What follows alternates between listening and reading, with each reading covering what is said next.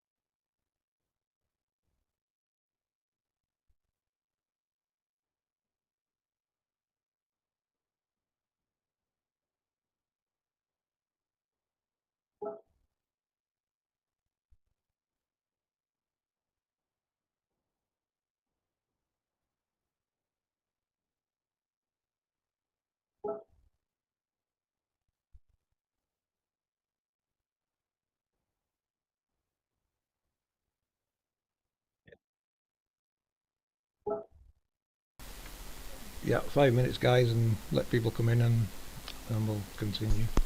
Got So that just intro just handy? just chill for now. You have your intro handy?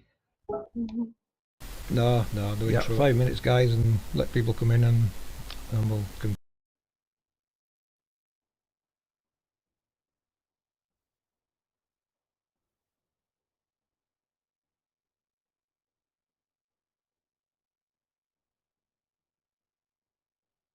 Yeah, if we used the intro, it'd make a lot of noise bending my microphone into the earpiece, so I won't use it today. I can add that later.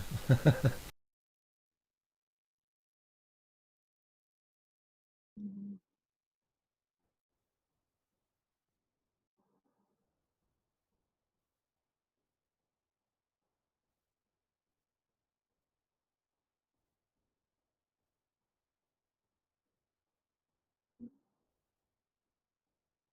I can't see the screen at the moment, but how many people's in? Do you want to start now, Cats, or wait a bit? Well, there's 5 people watching, so we can start if you like. Yeah, let's go for it. Uh, Hello, everybody. Thanks for coming. It's going to be a different stream today, but thanks for coming. I'll give it to FPV. Right, cheers, Cats. Different format tonight, people. No updates on the research as yet, but we do have a presentation coming up. What we're doing tonight is a little bit of who are we? You don't know us, we don't really know you. So we're going to introduce ourselves kind of through a different format tonight. Before we start that, I'll just get everyone to state their screen name and country they're from. So I'll start with this. Hello everyone, this is FPV Angel. I'm from England, UK. Over to the next guy or lady to carry on. I'm One Conscience. I'm from the United States. And I'm from the United States.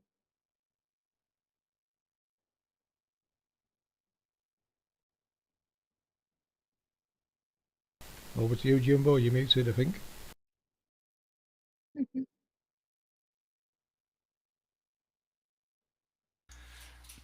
I'm Jimbo from Ottawa, Canada. A.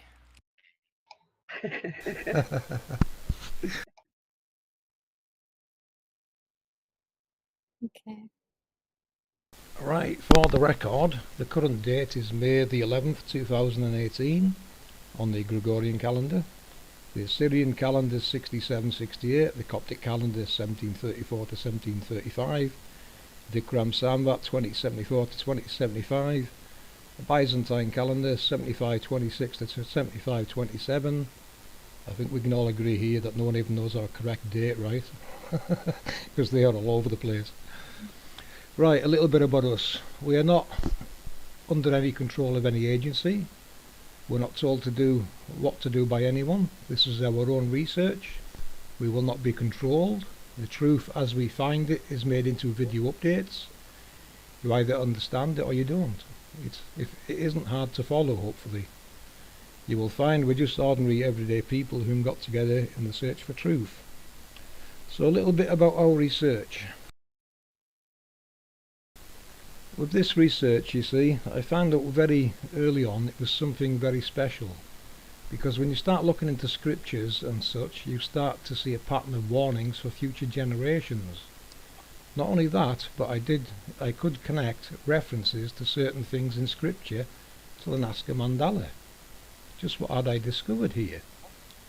It helped me realise what had happened in the early 1900s and onwards, as my first video details.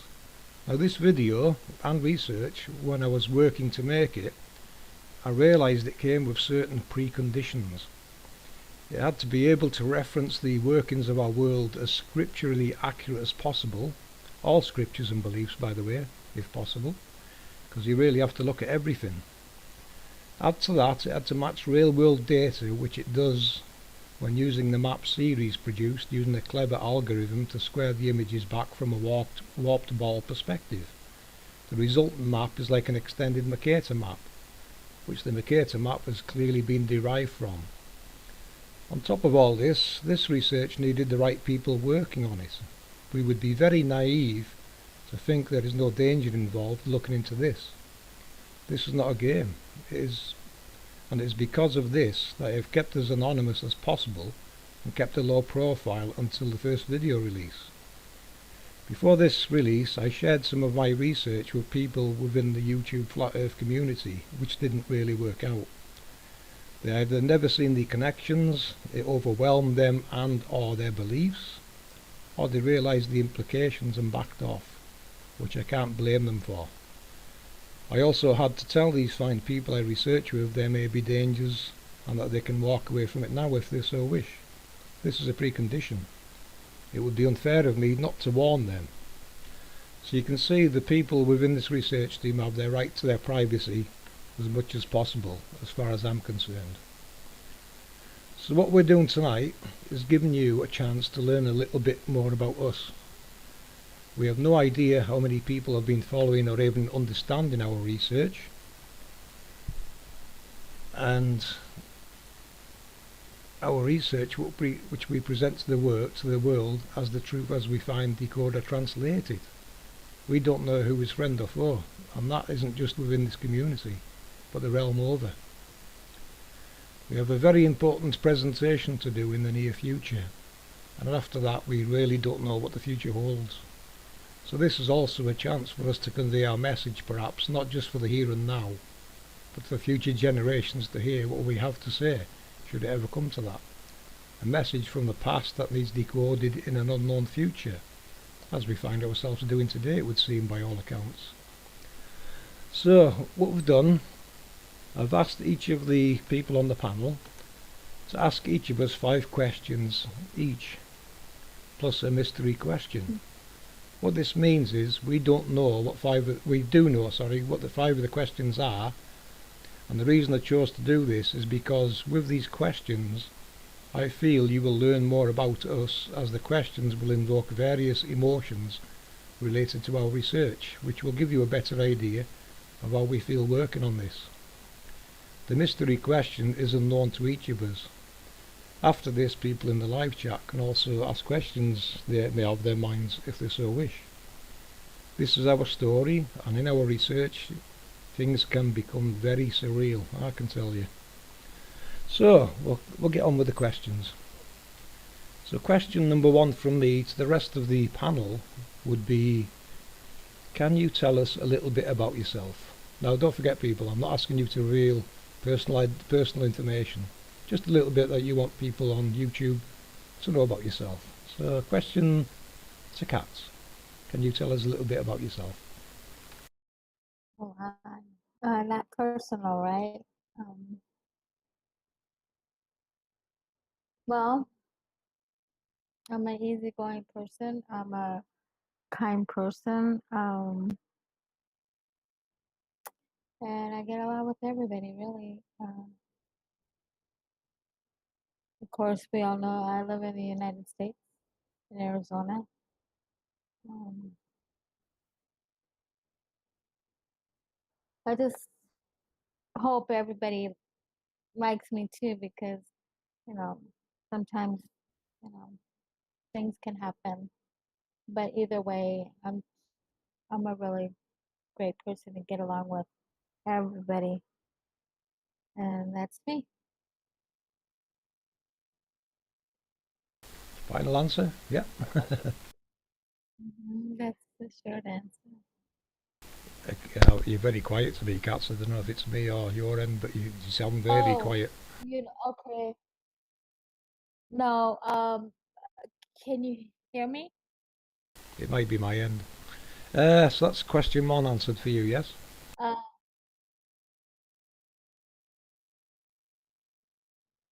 yeah, go ahead.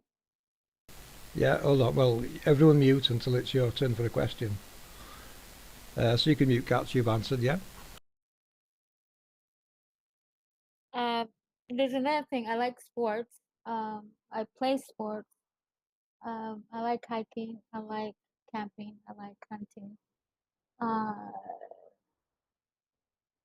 of course, I like the outdoors, basically, the whole thing. That's it. Okay, that's it. Right, thanks for that, Cats. Yep, same question to One Conscience. Can you tell us a little bit about yourself?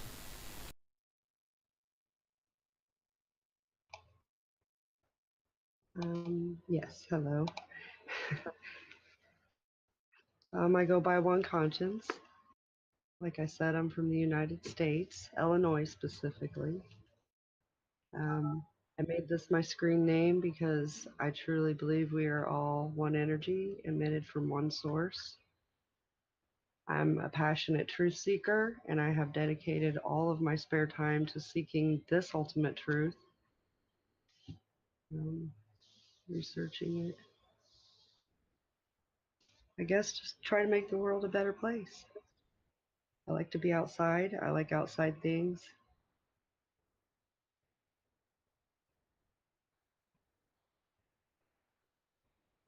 That's about it. Final answer? Yes.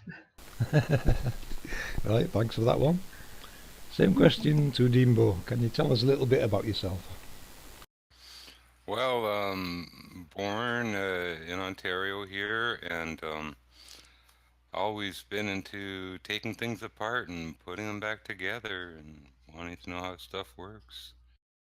And I like practical and simple. And that's about all there is to me. Just I don't like not knowing something, so I've learned a way around that. Find out. Final answer? And final answer, yeah. Yeah, nice one, mate. Thinker. Yes, we've got to be, haven't we? We've got to be able to think. Me now, Tell you a little bit about me. Okay. I've got a few hobbies. I like flying drones. I do a bit of metal detecting. I like the outdoors. I like the countryside. Not much else really. I keep it simple. I've only got a few hobbies. I like the internet. I use it for educational purposes. I try and learn what I can. If I'm not learning, I get bored quick and I leave. So yeah, I like to learn things, new things all the time. So flat Earth, that's been a big learning curve, but it doesn't take long. Final answer. I'll pass the questions over now to Jimbo. You can ask your first question, Jim.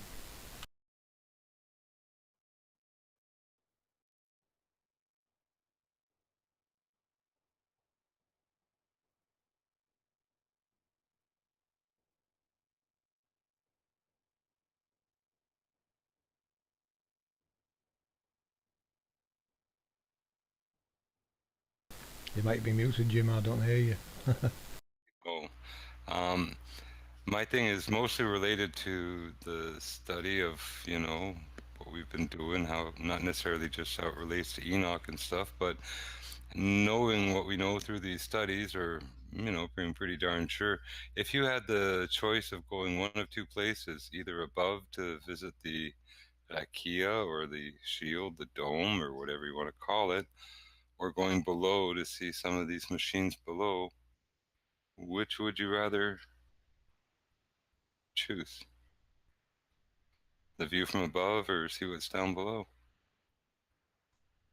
Who are you asking first? My, I guess you found the angels down there, I guess. Figured out they were machines, and why not? Yeah, I would definitely want to visit down below. I want to see the underworld. I want the Enoch tour. Yeah, definitely below. Final answer. I'm the same way. Um, Below, because it has to. I'm interested in below because it connects to the heavens anyways. So the more we go below, the more we will know what's happening in heaven as well. Excellent answer, I think. I guess I'm the weird one. I have to say I want to go above, but only because I would like to see everything going on all at once from the above view looking down into it. So, and if you're getting that kind of a tour, well, I would imagine the topography is going to be gone and you're going to see everything going on. That's my answer. Same question for you, Jim. Yeah, I think I'd want to see from above down, honestly. It'd certainly be nice to go down below and see what's there. But if I had the only the option of seeing from above what's doing the luminaries and, the moon, the portals, all that stuff, see the layout of the continents the way they actually are and stuff, maybe even get a peek beyond, I think I'd go for the Rakia view, the Rakia tour. Final answer. Final answer. Nice one. Mhm. Where we at? Whose go is it?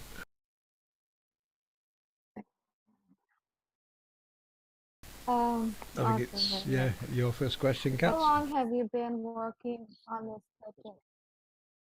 For me, because I don't know if I did. The question is, how long have you been working on this project at PV? How long have I been working on this project? A year plus. Definitely over a year now on this Nazca Lines and onwards project. Final answer. One.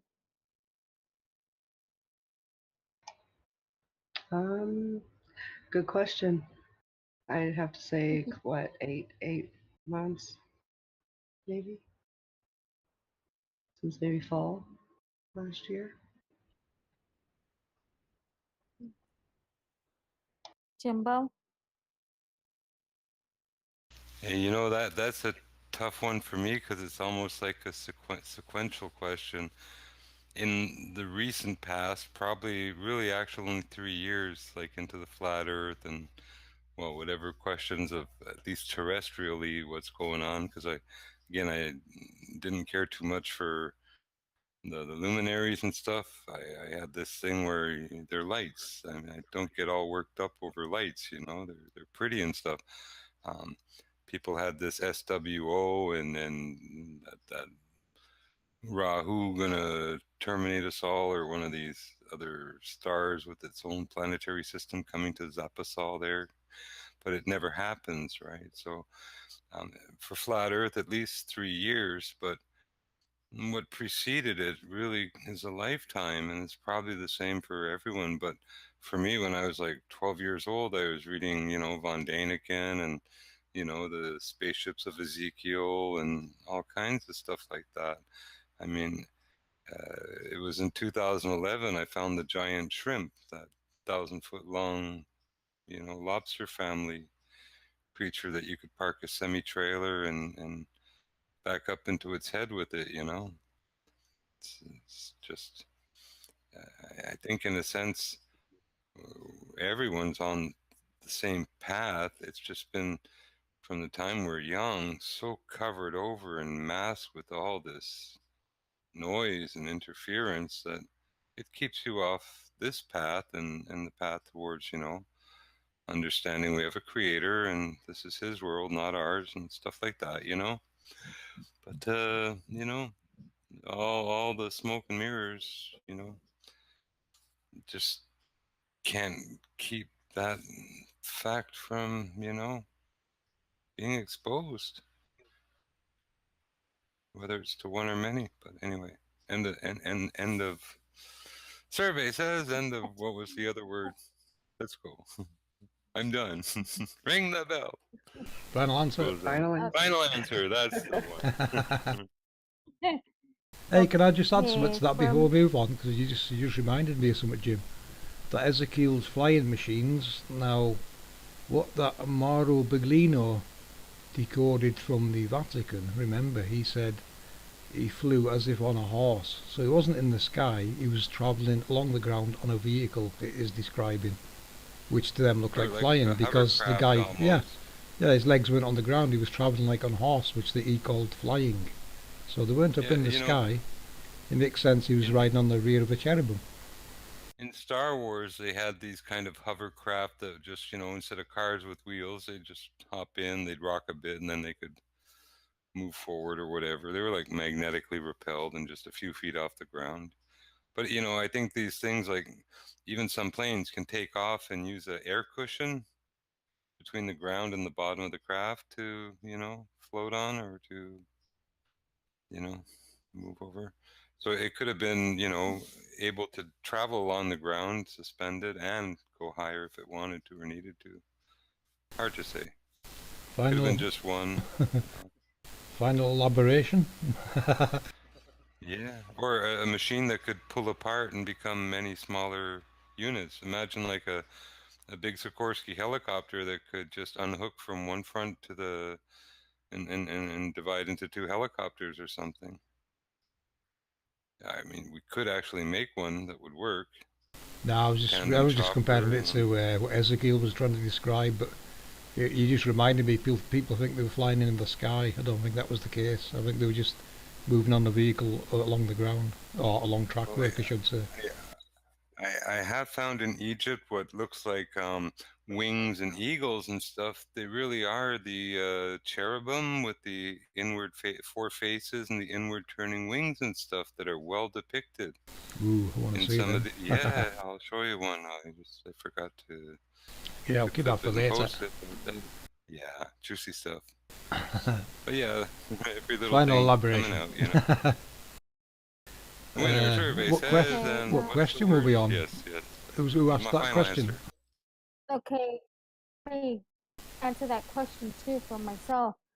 About working on the project from the beginning. Of course, FPV and I started with other 3 people more. But to be more involved with this research has been, I say, like a year, over a year, somewhere around that.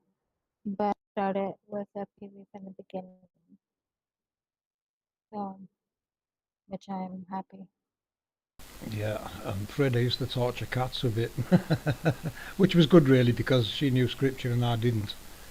Elaborating a little bit more on that, I think the right way to approach this is throw everything away that you've ever learned, look at the model, look at the construct, and then look at scripture, and you will see what it's telling you. You have to see the construct first, otherwise you're not going to see it. That's the best approach to it, I think. Right, but where were we? Okay, it's trying to ask a question first. I think it's Juan's turn to ask her first question, Yeah, wasn't it? I can't remember. yeah, Okay. it is. Okay. My first question is, how did you how did you even find out or hear about the flat Earth in the first place? Uh, um, I'll answer. Like, to get to flat Earth, I came through politics and to flat Earth, which is there's a lot of connection with through politics and flat Earth. That's how I got to flat Earth, and I began to see flat Earth through another hangout, which is it was a news hangout, which is live, and I began to see some videos there, and very interesting. But like I said, through politics, I found flat Earth. Final answer.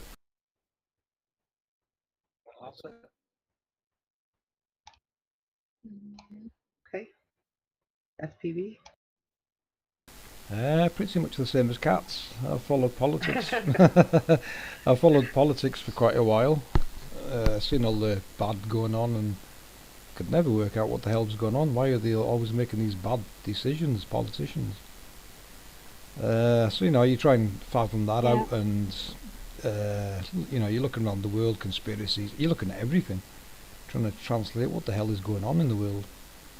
I know, so a lot of people obviously follow politics like we were, and yeah, we were in a news stream, Cats and I, quite a popular, busy news stream, and we managed to get the stream owner to stop playing some of the flat Earth videos, because when you're watching politics, you notice a lot of these high-profile characters always keep going to Antarctica, and it doesn't cross your mind at first. I mean, penguin tours must be fun. But then you start seeing flat Earth popping up everywhere, and there's always references to Antarctica. So eventually you look at them, when I first found it, I thought, what the hell century are these people living in, flat Earth? As you do, and then you look at it and hey, there's more to this than meets the eye, and then you start developing a big picture in your mind, what's really going on, what's really been hidden. And that's where my research started, because I wanted to know, if they're lying about the shape of the world, one, what does it look like, and two, how does it work? That's what my two questions would be. So that's my final answer. I had to find those two questions. I had to get them answered. Very good answer. And Jim? Oh boy, I remember my favorite Looney Tune was probably Yosemite Sam and Bugs Bunny.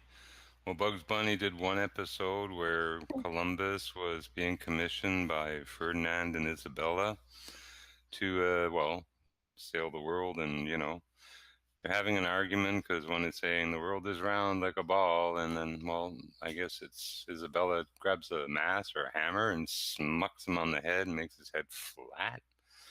Says the world is a flat like your head. But yeah, it probably is, really for all of us, the brainwashing, it's always been there, flat Earth, for everyone.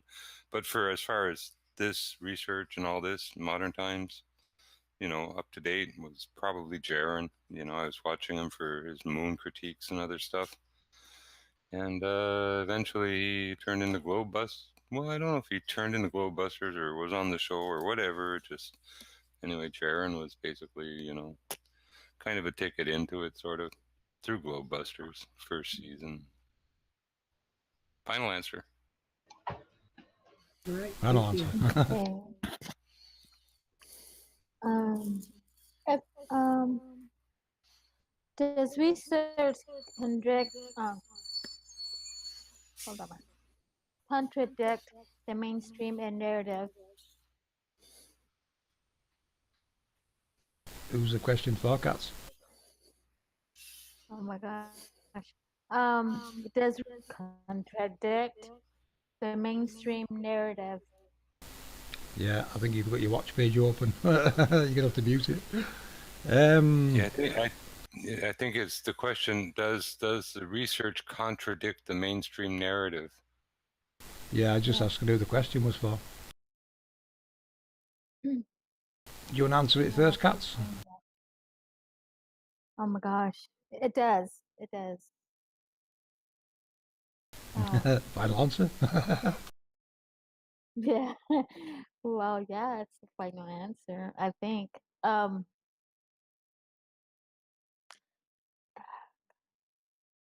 You got me there. All I know it does, basically, because the mainstream stream doesn't say anything about what's really going on. Again, it's mind control and brainwashing. So yeah, it does for sure. Well, it if I can answer that one too, it definitely does contradict 100%, 360 turnaround, literally, of everything. One example is we're taught geology of rocks and a whole verbose science around it, when in actuality it is anatomy, and what we're looking at are not, in essence, always volcanic mountains and rocks. We're looking at fallen titans and giants that are petrified. So we're taught one thing, and we can look right at it and believe what we're taught when it's absolutely 100% different from what we're taught. And that's not just mountains and anatomy and geology being like totally washed over, it's other stuff too. They've done it But with in everything. other words, in other words, our history is all as well what's really going on. If they're saying it's history, it's probably a constructed lie. None of us can truly verify Yeah. any of it. The science of the past, the characters that are supposed to have fought and done these wars, even, I don't know. There's no real proof of an Alexander the Great. There's no real proof of Aristotle. There's no real proof of any of these Greek philosophers, of Socrates. There's no real proof of any of them. Which brings the mainstream lying to us as well. I mean, Well, you know, a yeah. lot of the ones that have been brought into our consciousness are the ones that have some propaganda value to a story or a theme. And we have people like the science theme that they play now. We have a wizard with a stick, and he waves it, sticks it in the mud. Everyone focuses on it, watches him do his math and magic. 1 year later, stick in the mud somewhere else. Same math. Wow, we're proving a flat surface is a ball. It's a wizard's trick, like Coriolis and the lady with the bucket at the border or the equator. It's trickery. Feather falling and a hammer, it's trickery. It's words. A rocket that's going like 200 miles an hour, or just CGI, they're saying 2,000 kilometers an hour now. Oh, 25, it's up to 17,000 miles an hour. Bullshit, it's a slug. Why do people believe that that slug and that slow moving behemoth that they see is accelerating at literally thousands of yards a minute of acceleration, going to breakneck speeds faster than a bullet? And people believe it because now this far and this speed. Oh, bullshit. Final answer? Final answer. Good answer, yeah. Hey, you could elaborate all day on that, couldn't you? You really could. Never. Same question to you then, Mon. What was the question? Does it challenge mainstream, was it? Yeah, it's I'll let you answer next one. God. Yeah, I'd have to say, yeah, everything. I mean, absolutely everything that we learned is bullshit. Oops, excuse me. And it's a lie. And I apologize. Yeah, you go for it, And lad. then we have to learn everything over to figure it all out, how it really works. And that's my final answer.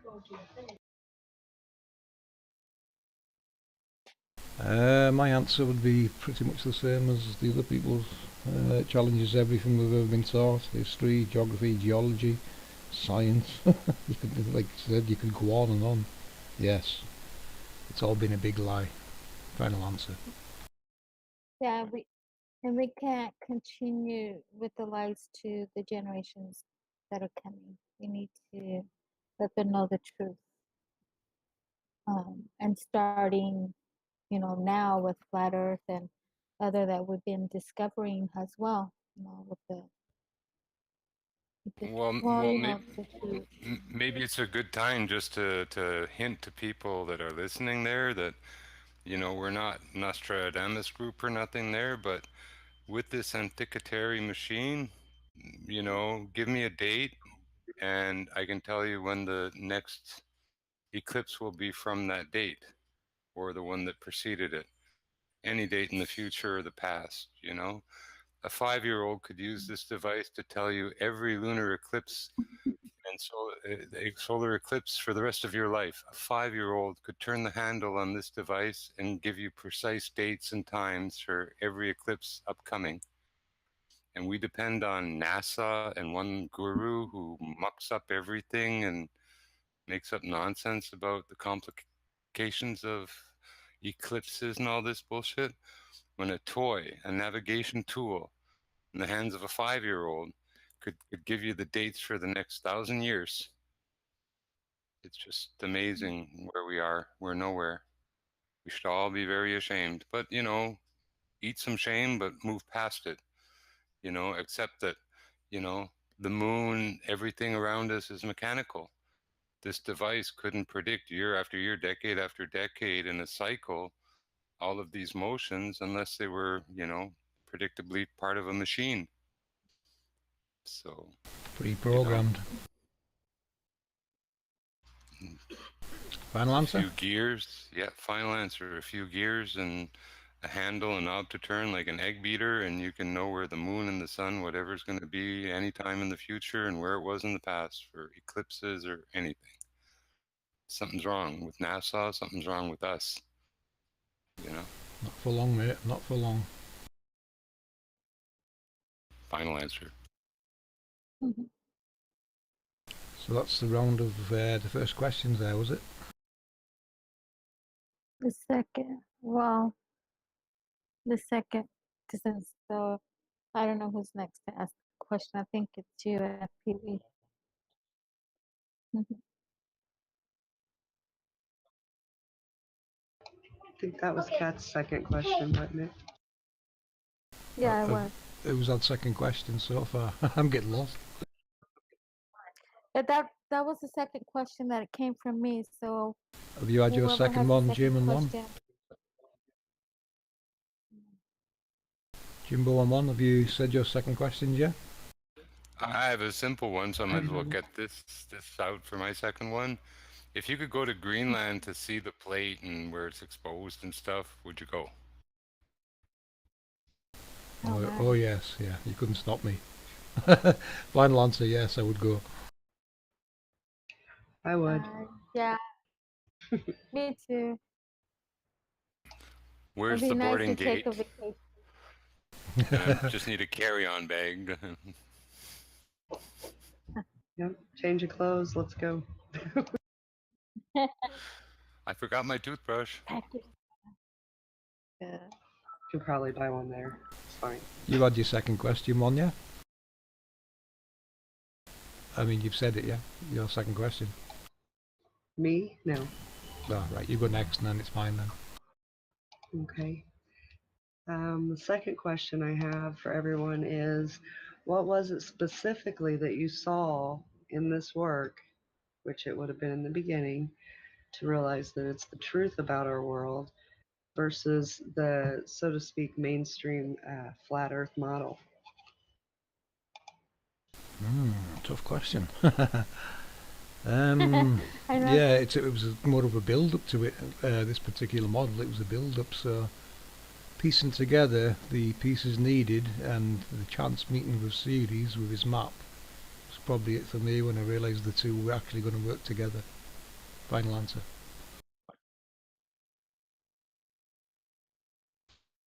For me, it was when the rectangles were identified as metal plates and the actual, hardware of the sun was located on the ground. That was the big one for me. Straightening up the aurora borealis and seeing a pinball machine or an oscilloscope, a flyback transformers set up, whatever you want to call it. That was the moment that I knew the map was tangible and eventually even mappable accurately. So that was the moment for me. Hmm. Well, for me is when everything started to connect with the earthquakes, with the halos, and the electricity together. Very interesting, and of course, I learned a lot from that. But yeah, everything that one does in the FPB and James, that's what I like is that when everything came together to understand what's going on underneath. So that is very, that really got me, to get more involved with the research. Final answer? Finance and Nice answer, yeah. For me, it was that moment whenever I saw the original 0.0 point, and I had put Eden at that point. Actually, it was a simple moment, but it gave me a very overwhelming feeling. I remember that moment one because you were quite shocked, I think, when you realised it was the 0.0 I was using. I was. I was. So okay. So Third that's the round of question. the second questions. Was oh no, still mine to ask. My question number 2 for you Yeah. people and myself. How did you feel when you knew flat Earth was real, and then when you discovered this research? Kind of two questions there, but I think that's fair because I still want to know how you people feel. You found one truth and then discovered something else. So, question to you, Cats. How did you feel when you knew flat Earth was real, and then when you started seeing this research being discovered? Okay. Let's do one question for what was that How did you again? feel when you realised flat Earth was actually a real item? I asked, well, oh my Lord. I felt very surprised basically because, again, going back that we've been oh my brainwashed Lord. and mind control, that the way our earth is made, oh gosh, just the level of flat earth, the water and guess, oh gosh, FPV, these questions. Right. The second part was, how did you feel when you started seeing this research? How did it make you feel seeing there was a little bit more to it than just it being flat? I felt like, like you were saying about it connects to the word of God. Okay. It connects to the Bible. And what really brought my attention is how it's coming together with his word. Like for instance, the 12 tribes, um, the four corners, which is we know it's also named the halos. I mean, it, it really got to me to understand. And FPV, I was against it at first, but knowing it at everything that I know, it really makes sense to me about the research to the flat Earth and finance. Final answer, and a lovely one at that. Yeah. Same question to. Let's see now. Who shall I pick on? Jimbo. How did you feel when you knew flat Earth was real? Your true feelings, what you felt, and then when you discovered Well, this research. with the flat Earth, truly, it was actually feeling a little angry and anger more than anything, and then just dealing with that one thing is just you get really aggravated. But that was a hill of beans, truly. compared to, and the only thing to call it was like mind numbing. Coming into this research, looking into a few of the things that I did and that we all did collectively and stuff, there were moments in recognizing the scale of some things, like where the grids extend from here, just how vastly far it possibly is. All this stuff together, it's overwhelming for the mind, for your average person. And I'm just an average person in a lot of ways, but it floors you. It's mind numbing. It's shock. There's no other way to put it when it all starts to sink in, and just like I say, the flat earth was nothing. It was a hill of beans compared to what's greater, and this is greater. I mean, just um, it's It's I word, don't know it's what to words you say. can't give it, isn't it? I know what you're saying. You can't Yeah, give it the words it needs. yeah, it's just beyond what these flat earth channels and the lunacy that they're arguing about, and the nonsense, and the, well, like today, for I guess 2 hours they were doing the let's analyze the dog's tail. And what it is they were looking at the split particle and light beams or rays, and how particle and waves differentiate and stuff. Now, you can't even have that wave unless it was generated somewhere. But they've shown, let's not look at the generation or anything else about light. Let's just look at the very end of it, what's wiggling at the very end, and fight about it for 2 hours today, and 2 hours another time, and 8 hours on a hangout here. They're all wagging the dog. They're looking at the tail and forgetting about, the rest of the front. Like I say, they want to, look at something like that. Well, as long as they're looking at the dog's tail, they're not looking at the light generation, at atomic absorption, or secondary emission, and they're all wow, wow, wow, wow about the tail. Well, it's like, I think it's in their best interest. Just, I mean, they've got a lot invested.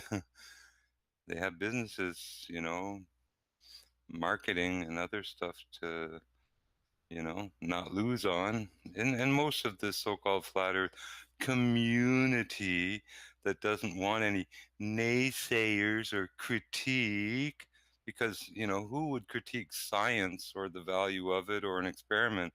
No one dare criticize someone doing a scientific experiment for flat earthers' money there, wherever it may be, and who they're untouchable. So we cannot criticize anyone who's, in the flat earth community doing anything, because that's, anyway, it's a nasty, poisoned waters, these flat earth channels. And they're going to be selling their snake oil and their whatever they're selling, and redundancy, and just, going round and round, not actually going forward. Here we're, and we will not just be offering, we'll be showing people how to have their own little calculator for every eclipse for the rest of their lives. They wouldn't need NASA. They click a button, set the date, and you'll see when the eclipses are. Just turn the handle a little more. Oh, there, daytime and hour. Well, how can you ask for more? And it's just a bunch of gears in a little box. I mean, who needs NASA if they're bullcrapping about all this stuff? And a 5-year-old could make all these predictions with a toy? Who's kidding who? So you want to be a flat earther and argue about the moon now, and it's made of cheese, and oh, it's a crystal, it's self-illuminating, the moonlight is cold, and all this bullshit? Stick with it. The new age nonsense, whatever you want, Think, I'd rather have my little, eclipse calculator and know how it works, and maybe my little astrolabe and know how it works and be able to use it, and, a little sextant, and, actually have some money where my mouth is, a little knowledge too, behind it. Like I say, I don't look at the dog's tail to figure out, there's a tummy and a mouth and teeth at the other end. When I look at light, I don't look at, where it hits. I look at where it came from, how it got there, how was light created in the first place. Then you can ask, what's happening to it the rest of the way.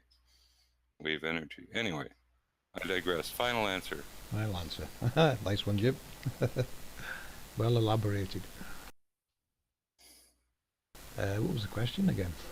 I get lost with the questions already. Who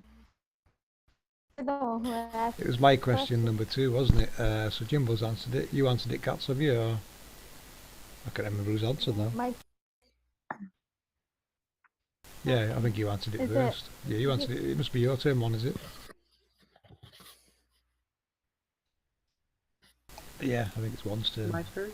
Yeah, hold on, I'll repeat the question for you. Okay. How did you feel when you knew flat Earth was real, and then when you discovered this research? So you've got two events there. So I want to know how you feel about these two separate events that are actually linked. Okay, well, when I first learned about flat Earth, my first thought was no way. Then I started, watching videos and stuff and realizing that, I mean, these were intelligent people, so they were making a lot of sense. I mean, I was mad, I was confused, so I wanted to learn everything I could. I wanted to figure out how the hell this happened. I mean, how did we get lied to? And another thing, on such a scale. another thing too, I forgot to mention, because the one just said it, is that we don't sleep when you get into flat Earth. I know that No. for a fact. No, you don't sleep well. You don't sleep. I You had just a want lot to of continue. yeah, and earbuds at work. I was listening to stuff. I wanted So to part two of learn. sorry, carry on. Okay. Um, so, well, what I wanted to do was I wanted to put earthquakes onto the flat map. I had never seen it done. Watching everyone's videos and this and that, and I wanted to, I tried to share it with people, chat rooms, the Discord chats and stuff, but I guess I found it quite disappointing. Nobody was interested really. Then I came into this work and I was excited that someone wanted to hear what I had to say and that it was lining up with everything that was being done. I just had an overwhelming feeling that this is what I was seeking. I was seeking truth. And then I came on and, upon all you guys. And one thing I find is it's amazingly not complicated, Like the earthquake information is very straightforward, following these lines and these paths, and even the angel technology controlling kind of magnetic stuff over the. It's not overcomplicated or oversimplified. It's graspable for most people, and it's a physical reality of what's around us, and what's happening. Everything from solar quakes to the depths of the quakes, and there being switches and transferring energy, and just it's all there. Any more elaborations, or is that your final? You can elaborate more if you like. No. We're not on a time scale. I just I want am. everyone to understand that the way I felt personally was, I feel like I was kind of pushed in this way. And I feel like the push got stronger the more we got into it. And if there's anything, divine intervention, I guess that this is a perfect example of it. And that's all I have to say. I would have to agree. It can't be by chance, this, can it? Surely it can't be. It shouldn't be this easy, but actually I've been saying how long it is. It's them overcomplicating what the hell's really going on to create an empire. They've created an empire out of trying to hide trying to hide what's really happening, and it takes an empire to hide it. It takes brilliance too to turn, what are petrified giants into rocks, volcanic, sedimentary, metamorphic, and all these other nice names of rocks. It's just an amazing effort that was put into it. Final answer one? Final answer. Sorry. Question Yep. Okay, I think three. it's my turn then. How did I feel when a new Oh, you flat have Earth... an answer? Yeah, I haven't answered yet. It's my turn now. So I'll answer it now. How did I Okay. feel when a new flat Earth was real? It took me about 5 minutes to realise it was the truth. It didn't take me long because I had suspicions about things in the past. Being an amateur radio operator and using directional antennas, some things weren't making some sense to me, where these locations were supposed to be. They didn't seem to line up. But you put that at the back of your mind.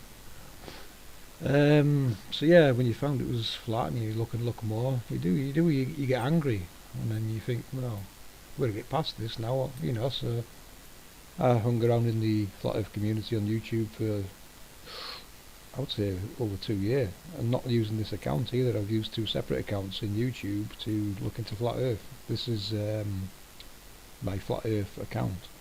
The previous two were more political accounts, because I was doing hit pieces on politicians and institutions that are hiding this. I just didn't know who the enemy was.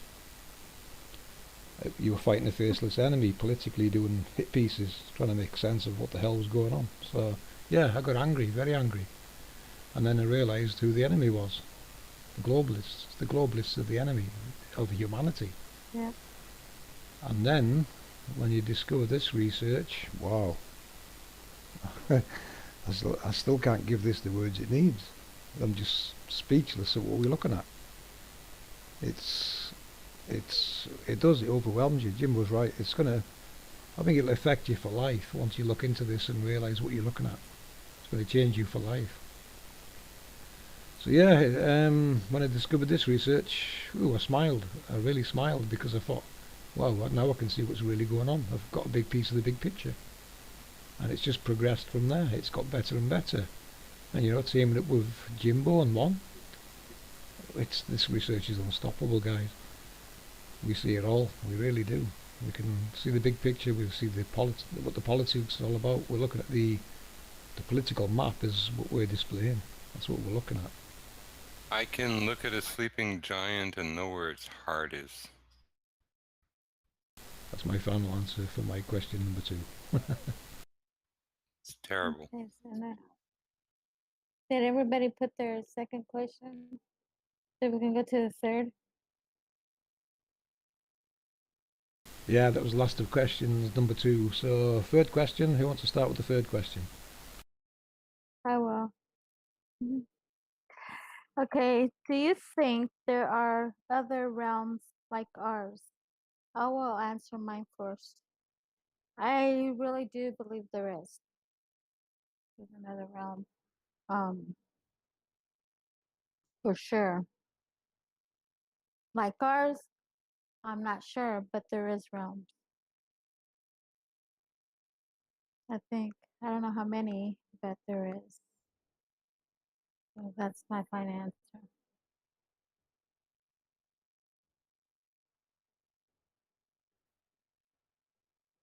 That's your final answer. Yeah, good. Yeah. Who's next, Cats? That's the question for everyone. One. So, do you think there's another realms like ours? Yes, yes, I do. Um, I don't think they're like ours. I think ours is ours, and we're in this halo system. Um, but I think there's other places out there outside of it. I don't know what it holds. I mean, we all can have our own ideas of what it holds. Can we get there? Is it possible? I have an idea that, it's just an idea. Possibly little windows can open at certain times with certain alignments or signals. Who knows? But I believe there's other realms, yes. Final answer? Yes. Yeah, I'll answer that next if you want. Is there more realms? Yes, I believe there really is. Because looking at the Nazca lines, if you look southeast several thousand miles, you will come to the Atacama Giant. It's another giant geoglyph. Very similar geoglyphs to what you see at Nazca. Now, on our world map, that would be well beyond what we see at South Antarctica, well beyond there, going southeast. So it tells me there's something in that direction really worth looking at. So yes, definitely more realms. Final answer. Yeah, Jimbo. I think more than one, with much more area, north, south, east, and west of what we call south, north, east, and west. Just beyond imagination, million miles beyond each way.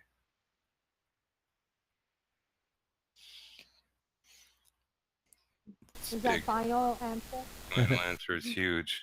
It's huge. That's Okay, Kat's question number. your question. That was your number 3 question, Kats. Yeah. 3. All right. Okay. Over to you, one, if you want to ask number 3. Number 3. Okay. Okay.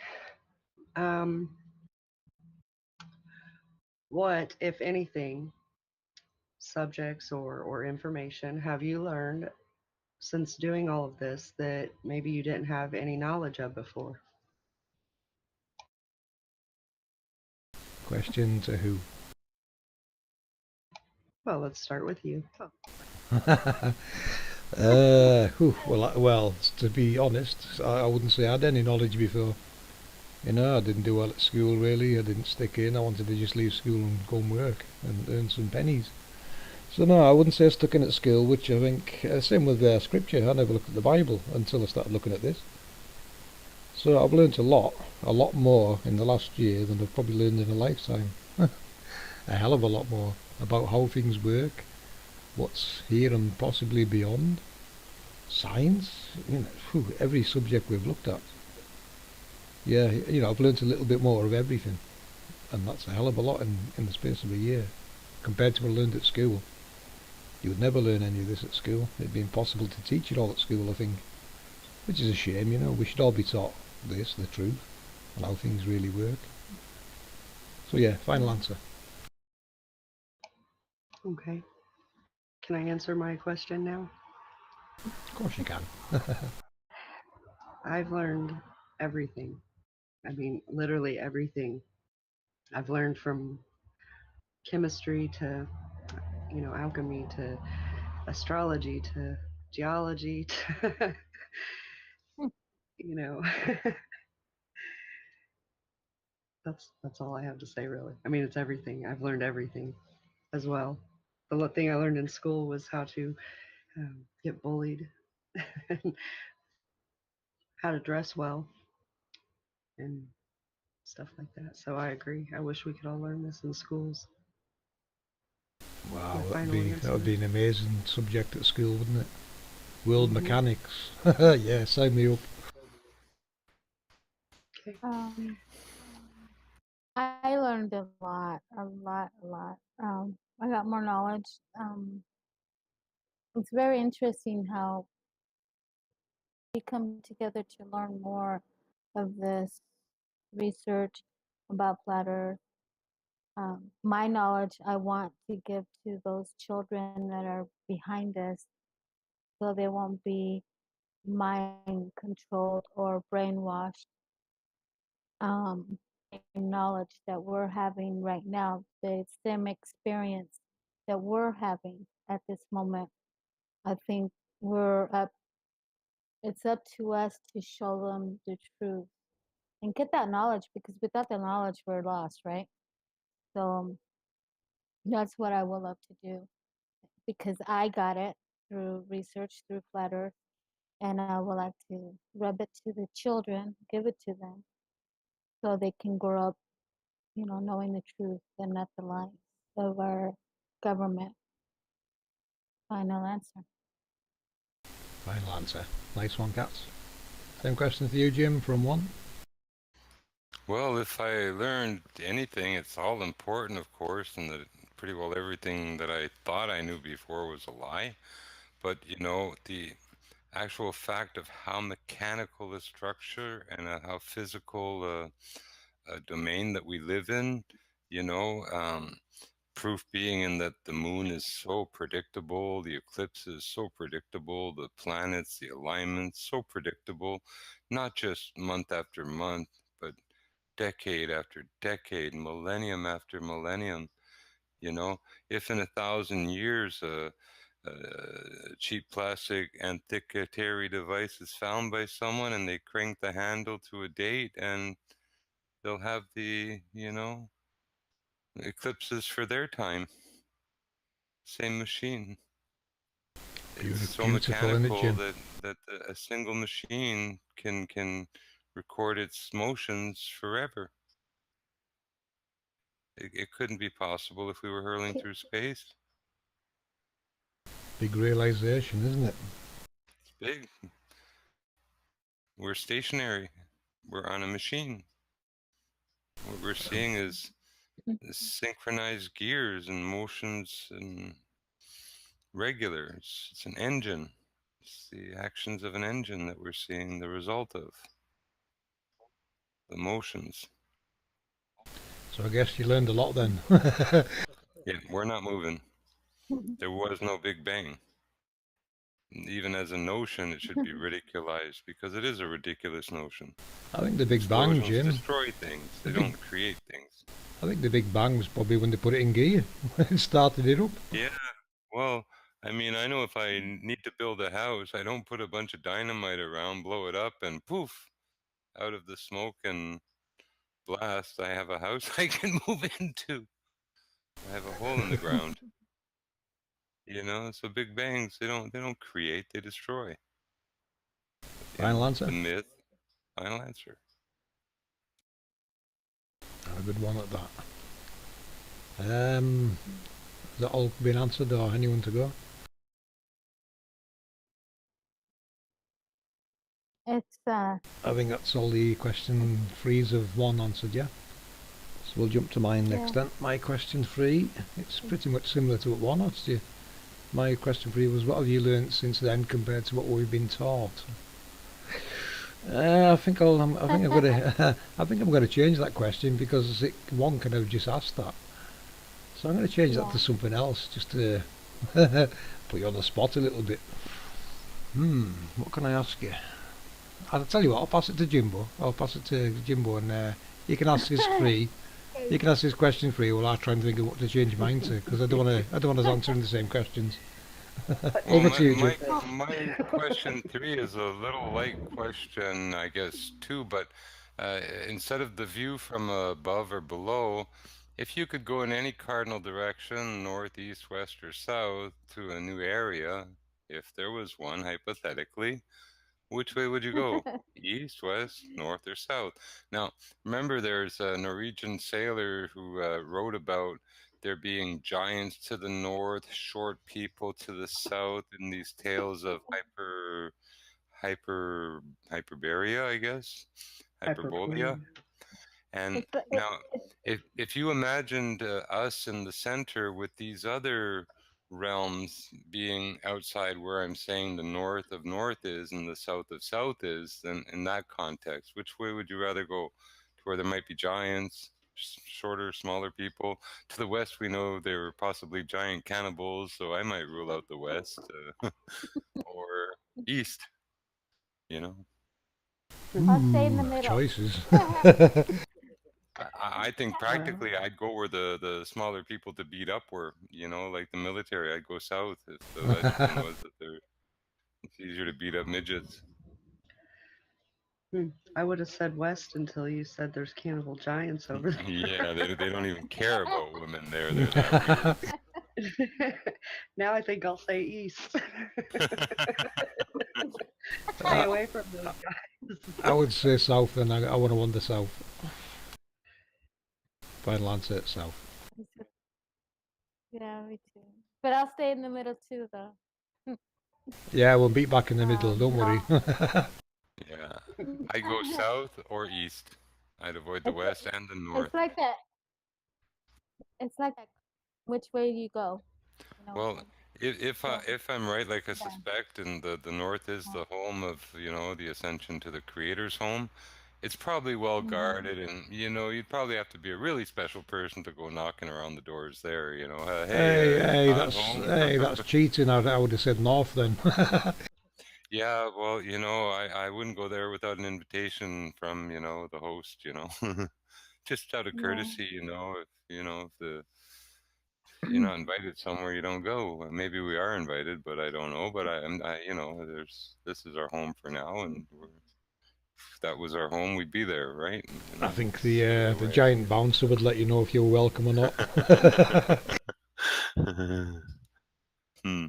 No, I'd Okay. sort What of was like your? consider that. The question was, I guess, if you could visit any point in land where there was more land north of north, south of south, etc., which way would you go? Excluding west, where there's homosexual cannibal giants. These are three, I guess. Wow, it gets worse in the west. Right. Oh, I love that. Away from that. What were them people thinking of that sang I Go like. West? Hmm, I'm with one. You know what the giants in the west said before they came east? There's good Spanish food over there. Snare drum. Right, I've got a question three for you now. Do you have any regrets Okay. at all learning what you have since starting this research? Well, I don't. I have no regret, and the reason why is, look, the more I learn, the more you can give it out to those that need to know the truth.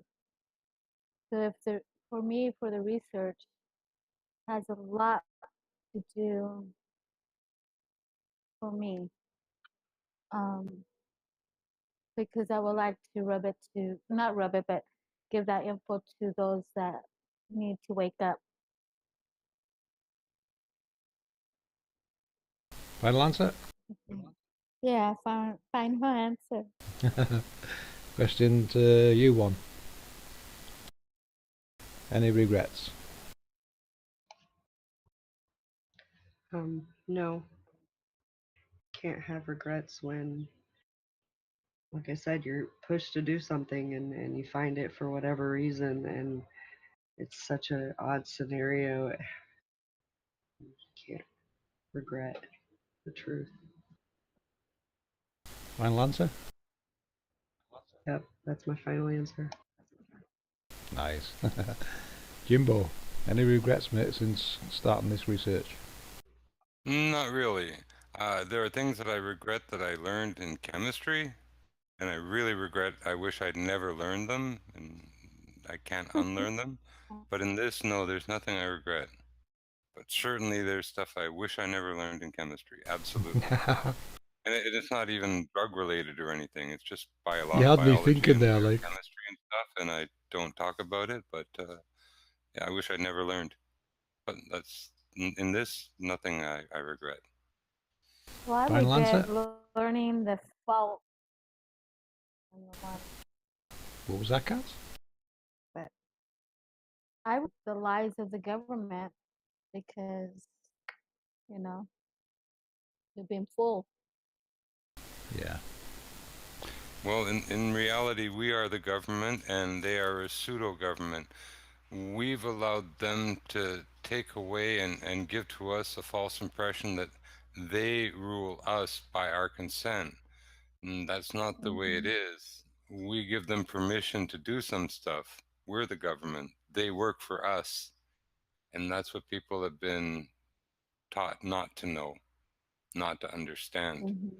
So this I small agree. group of kind of like profiteers in business and other stuff have compromised civil servants at the top, and everything's become sort of skewed in favor and lopsided. And You know, they have all the words for, human resources, taking care of people, all this, and it's basically band-aids on the wounds from the exploitation of all these people for decades and decades. And it's a pathetic system. But don't matter what you do for the state, you'll get a kick in the teeth as a reward. You can be a vet from, I don't care if it's Vietnam or the Gulf War, come back home, what are you going to get? Bad treatment from the VA, bad treatment from the government, wind up on the streets with nothing, and you've served your country, and that's your thank you. And your Yeah. thank you is screw off, get out of our face. You went to do it for some capitalists. They don't care about you, neither do we. Go take care of yourself, go jump off a bridge. We don't care. Come to our VA hospital, we'll put poison in you, we'll call you crazy. Yeah. Yeah. Anyway, Or they're Final living out in the answer. streets, right? final answer. Do I have any regrets? No, no regrets whatsoever. I would never have met you fine people, would I? And we would never have progressed to where we're at now, so no regrets whatsoever. Final answer. Okay. I think it's Jimbo's, right? For number 3? Oh, no, no, no. That's not it. We're on number 4. No, we're on number 3. Or are we? Hold on. Yeah, I'd done No, mine, Jim. I think. Points east, Yeah. northwest, where would Yeah. you go? You done your free one? Yeah, she did. Oh yeah, you did, because I had to change mine. So we're on question 4, Okay. yeah? Who's going first on question 4? I'll do. Okay. 1. Do you regret learning the new knowledge you have gained? Okay. Do you regret it? I think we just answered that question, didn't we? Yeah, it kind of sounds. Yep. If there was any Yeah, regret. it kind of sounds familiar. I don't have any. Well, right. Hmm. So we need another Well, question then, off cats. oh my just God. make one up. Okay. But What will you do? well, what do you think? Go on. Oh, go on. You got one. Um, okay, 1. What would you do if your granddaughter or grandson or your children ask you um, about the knowledge you took from doing the research? What kind of knowledge or what kind of also wisdom that you have to give to your children or your family or you know? Good question. Well, Sorry. as for my children, well, they're to a point in their grown up hood that they know everything right now. So trying to talk to them about this is kind of like talking to a brick wall. But I look forward to the day that my granddaughter and grandson and any future grandchildren ask about the world workings, because I'm going to tell them the truth. And I'm probably going to do that even if they don't ask. I'm going to make sure we have little sit downs Yep. where they learn the things that I have to share. My granddaughter's 5, and she already loves watching me do this kind of stuff.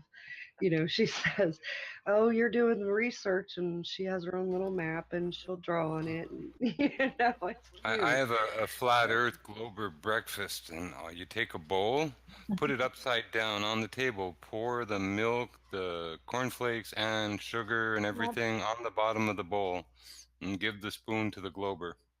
That's water sticking to the side of a ball, side of a bowl. Same thing. It don't stick. Back in a few minutes, Final guys. I've answer. got someone at my door. Back in a few minutes. I'll answer my own question. Same thing. 1. I will do the same thing with my niece and nephew. Have them do an experiment on this as well. Like if they were doing a research and she's 9 and he's 6, to do some kind of a research as well, so they can learn the basic how to research for 1, and 2 to know the knowledge and the wisdom of a research. So when they grow up, they know what a research is about, not just doing a and lay out on the essay, do your research on this. I think it's very important to start them at a small age to start doing the research so they can understand what a research is about and they could teach other children as well. The more we teach them when they're younger, when they grow up, they will keep that in their mind about the research, saying, this person taught me how to do a research. Well, without looking too far in the future, when kids find out the earth is flat, and a lot have, they challenge their teachers with it, and so they should. Exactly. There's no reason that there shouldn't be 10 kids in every school that challenge the so-called globe with their teachers. There should be 100. Yeah, but Yeah, then they're but labeled going troublemakers, unfortunately. The more the merrier. exactly. Eventually, you can't stop that big public Truth, consciousness. You truth. can't. The truth, you can't stop it. I agree. And, I and, and agree. it But If they shouldn't were be all abated. troublemakers, they wouldn't be troublemakers. They would be the truth, and the teachers would be bullshit. Excuse my language again, cats. yeah, but see, the thing is that if you teach them, okay, at a small age about research, say for instance what we're talking about, the flat Earth and how everything's connecting what you guys are doing on research.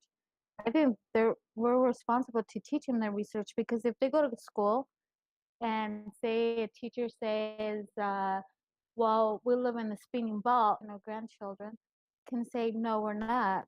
And they'll explain why. They can say, won't you research it? And you will find the truth. This is what I know. And this is very important that we teach them heads up on it because they can tell their own teacher, this is what's going on. Yep. And need to. So, Sorry yeah. about that, guys. I'm back.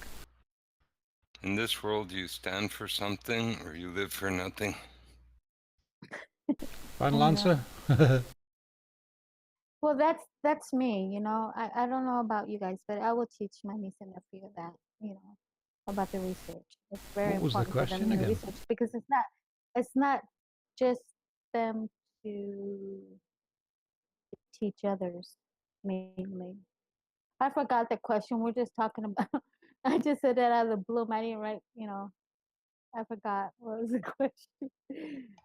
She asked What do if we you? would teach our children or grandchildren the truth about this work that we've done. Okay, my answer to that then would be, I find it hard even talking to my kids about flat Earth, never mind what we've discovered since. So I try not to, I think a lot of people they'd probably rather wait till it comes on television that, oh yeah, flat Earth's real, blah blah blah. But no, I don't really discuss it with anyone at home. I keep it to myself. You get to a point where you think, how the hell do we describe this to my kids?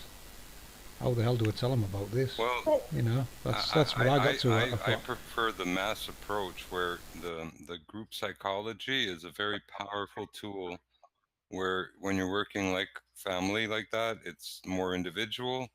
A bunch of people, say at a beach, that are 12 miles away from a bright light, say, and they can see the light with no curve, stuff like that, or even 6 miles. It, it's it's got to be like seen and felt by a lot of people who have the denial, because there's a physical shock or a resistance to get over. and These it's a hell mental of a barriers and these words like refraction and meow meow meow. we're too small, we're too big, it's too far, what blah blah blah. I mean, in a sense, seeing is believing. If I told you I had a dragon, it was one thing. If I showed you the dragon, it'd be another. Show me the dragon. Yeah, show me the dragon. But yeah, like I say, I have an experiment I want to do where basically instead of seeing my own arse over, the whole curve of the earth, because I squint real hard, I just bend some light 4 corners and have it shoot back at me kind of thing. And there are lakes around and, set up on the Quebec side of this lake. Well, it's part of a river, but it's a bay in the river, if you will. And set up 4 mirrors or 3 mirrors and shine the light. And should bounce around all 4 of them if they're angled right and hit me in the ass. It certainly would. Final answer? Final answer. Beauty. What number question was this? It wasn't. It was her extra. Ah, some elaboration and stuff. What question we're on? Number 4, isn't it? Yeah. So who's asked number 4 so far? I know I haven't asked mine number 4 yet. Have you one? Have you, Cats? Jimbo? I haven't, no. Cats, have you asked question 4? Jim? I can't remember. I will, though, if you want. Yeah, go for it. Go on. Okay, what I want to know from everyone is which part specifically of this work affected you guys the most? And your answer can be of mental, emotional, spiritual, or physical, or all. Good question. I can answer very shortly and briefly. I'm still numb from it all. I haven't really put my feet back on the ground, and they may never get back on the ground. But it's where I am now, and I know there's a lot more studying to do and things that are going to pop out, and probably numb my mind a bit more because I keep thinking there's nothing that could, you know, shock me or be bigger or whatever, and there always is. It's often simpler and simpler as we go. Final Instead of answer? more and more complex. Final answer. Good answer. It is, yeah. Nice one. Cat's here. Cats, are you online? Okay.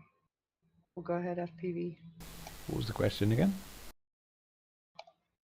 Which part of this work affected you the most specifically? And it can be like a mental, emotional, spiritual, physical.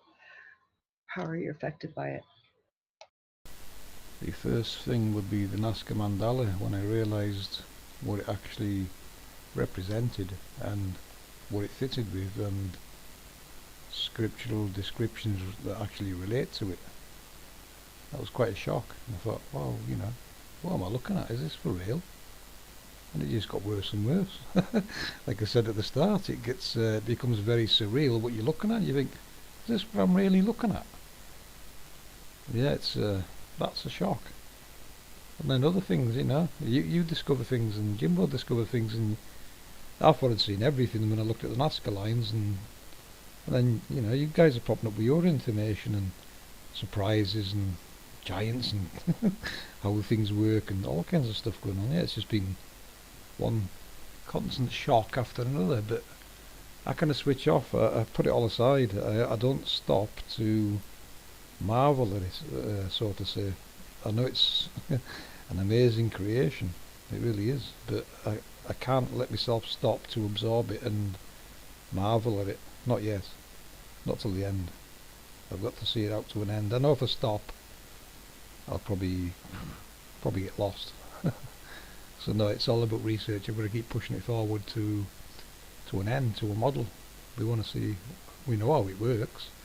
We're going to see how it works, and we're going to show that very soon. So yeah, emotional, physical, yeah, definitely physical. You lose a lot of sleep. I couldn't tell you how many hours I've put into this. I've no idea. It's just a blur. The last few months have been a blur.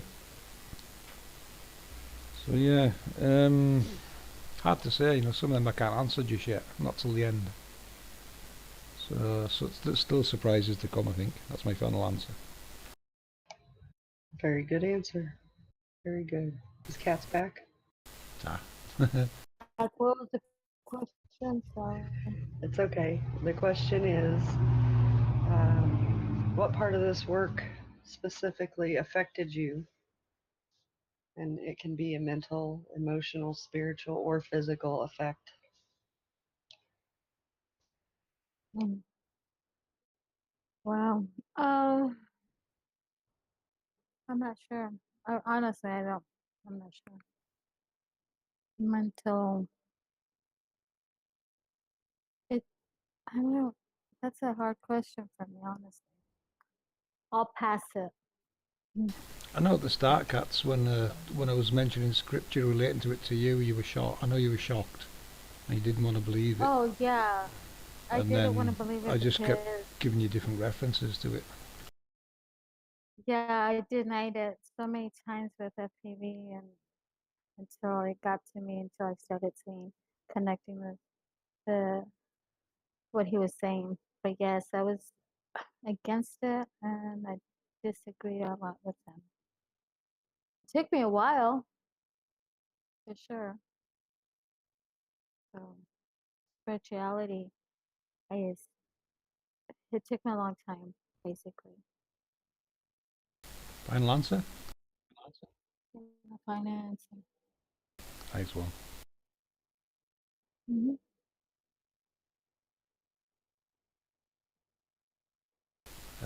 Whose turn is it next? Jimbo's to answer that.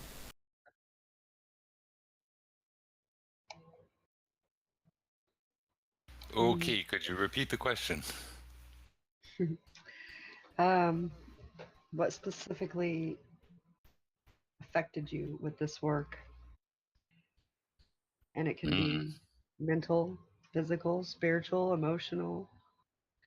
Yeah, like I say, I went basically the worst part, I guess, is doing 4K high def, looking at Grand Canyon and other places, and I'd done 30, 40 hours straight, and you know, when you're sort of like uh, you're in a different world almost when you've gone a certain amount of time without sleep, and you know, it's almost hallucinating, but I wasn't hallucinating. But nonetheless, some of the things in that period, they left me dumbfounded. They really did leave me fit to be tied. But I don't know. This whole thing has left me kind of numb, not permanently, but you know, more sure of the creator and that, well, we have at least a responsibility to of our own to kind of recognize the fact we have one and that this is his place that was made for us. It's our home, yes, but with respect, you know. I don't know. If anything else, I respect the ground I walk on now. I just like, you know, I don't care if you're in any town anywhere. If I have garbage in my hand, I try to make it hit a garbage can now, you know. Just little things. I'm more conscious now of where I am than I've ever been. Final answer, Jim? Final answer. Beauty, mate. Nice one.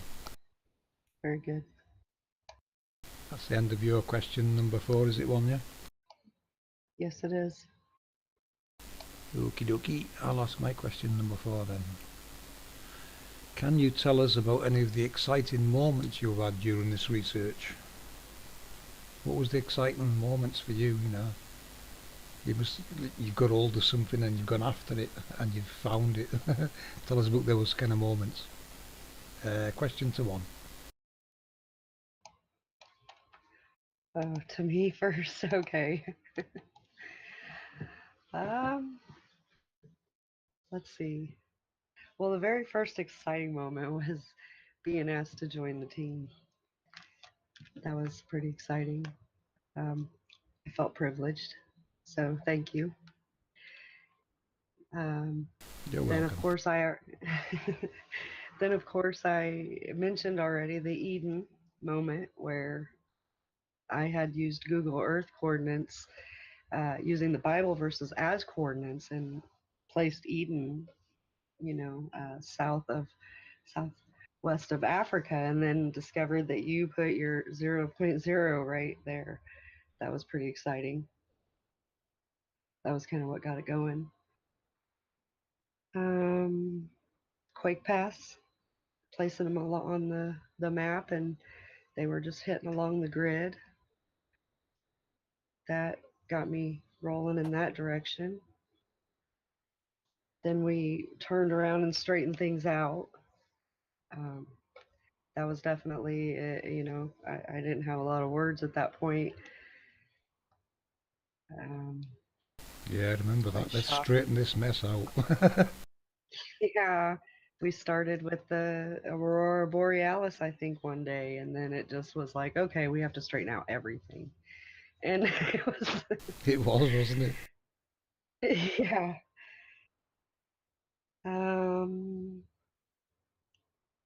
Next was probably when the further out Nazca lines were shown. To me, that confirmed there's more land. That was quite exciting because that was something I had been pondering for a while. The sun paths and realizing that quakes were pretty much making the sun path. I mean, they were a result of it moving, so that was pretty cool, you know. The planets, realizing they're in our realm. Oh yeah, I like that bit. Yeah, that was pretty amazing. Jimbo and the Giants blew my mind. I've seen, faces and bodies and fingers in land for a while. I just assumed I was crazy.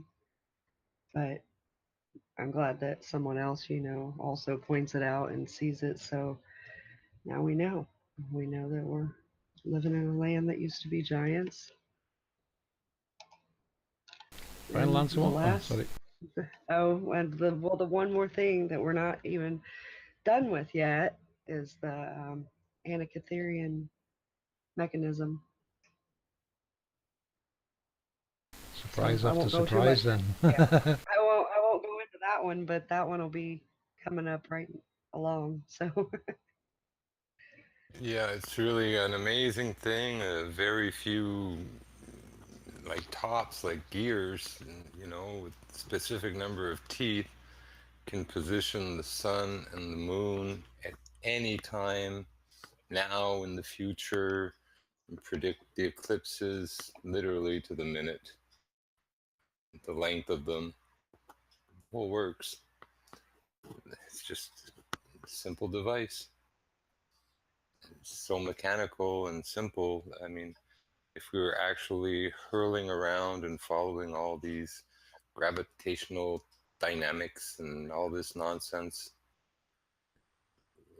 everything hurling away from each other, like, the stars and the planets all blasted outward from everything else. This device couldn't possibly work for a month, a week, or a year. But yet, in 1,000 years, the same machine in the hands of a child, they could predict the next 1,000 years of eclipses and phases of the moon. You fell in love with that, haven't you, Jim? Well, you got to ask who's kidding who. I mean, if a 5-year-old could figure out this device and everyone in the world is pretending they got their heads up the asses about what it can do, and I don't even know gears, and I just looked at it and figured out a bunch of stuff, right up on gears. It's just, one looks like an egg beater. Well, damn, well, I know what an egg beater looks like, a little handheld egg beater with the little screw on the side there that you turn. That's all it is. exactly. Someone with a good imagination and good calculation skills could probably take apart a bicycle and use 10-speed gears and other stuff to, find, oh, this one got the right number of tooth. Here's a 64 spoke, tooth, and put it all together and freaking make one out of bicycle parts. I mean, really, it's just, it's so old hat. It's like, we shouldn't even be discussing it like it's anything but a useful tool that everyone knows about anyway, and just like, let's move on. It shouldn't be an issue. But yet here we are in like 2018, and like, they pulled it out of the water I don't know how long ago, and they've been heads up their ass with it for 75 years. Come on. And they say, oh well, they just got X-rays and stuff. Though they've had X-rays of it for how long have people been getting X-rays for their teeth? In the 30s they had X-rays, or 40s. I mean, who's kidding who? So a few years. Are you aware? Are you aware it was found in the same Hey, decade as the Nazca lines were realised? hey, Early PB, 1900s. Yeah, go on, Cats. PB, I need to go. I gotta go to my other business. But the last question, really quick, was is a secret question. Is to one. Go on then. This is a mystery. I just want to get this out of the way because I gotta get going. Yeah, go for it. What do you think? What do you think is going on with the volcanoes erupting, or you know, what we talked earlier about Hawaii? Can you what's going on, or explain to chat?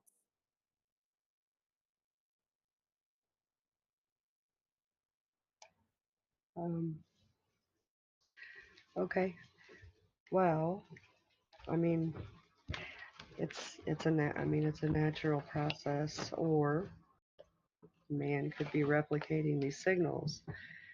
But what we had talked about earlier was the signals being sent, and it's Kilaueo's turn to have a lot of activity. That's the way I see it. I see it that some of these technologies are running all the time, and they're doing the things that it takes to run this earth and everything that it takes to keep us alive and safe. But then there's others. There's others that don't always do these big major events. If you look back into the past, there's lots of things that have happened, um, catastrophes. I'm not saying that this is what this is going to be, so don't take my words as any type of fear mongering or predicting of something catastrophic to happen, because that's not what I'm saying. It's just a system of signals. I think personally that Hawaii itself is a volcano. When we look at the lava draining and all these different fissures opening up, and the lava tubes being pretty much all over the island, even in the parts they didn't think they were, um, or it didn't affect them anyway. I'm sure they knew they were there. Then we see that there is a different signal that's been sent, because this hasn't happened like this, in quite some time. The volcano itself may have drained in recent past, but the way that it's happening now, I believe 1924 was when I looked it up, that it was a major thing. So, not only that, but over by Lake Toba is actually a volcano near there, not that one, but that is actually a very huge supervolcano. Has also set off very large, massive 50,000 foot plumes. Again, there's something going on that is it's a change in the signals. We're probably at a point in our world where it's this time to do this.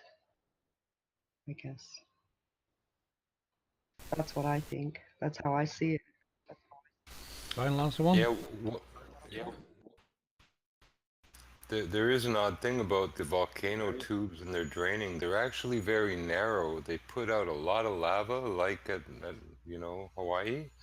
But the tube that actually goes down into the ground to the main source of the lava is actually very narrow a tube, a meter or two wide often. So the fact it drains down very deep is not really too surprising. There's not that much magma to drain out of that tube. Refilling it is pretty easy also, by the same token. Then it fills up its lake in the crater. And what they also are talking Hold on, about guys. is Hold on. Is that a final answer, or do you want to elaborate more? Because Cats want to ask me questions and then leave. No, so I'm good. Sorry about that. I was going to say just a little bit more. Go on then. Okay. Well, also what they're saying, going off of what Jimbo just said, which is accurate, because what they're actually saying is the lava that is there is heating up the waters that are below Hawaii or in the land, or and it's actually, when it does burst, it will be steam and rock, not it won't be a ton of lava.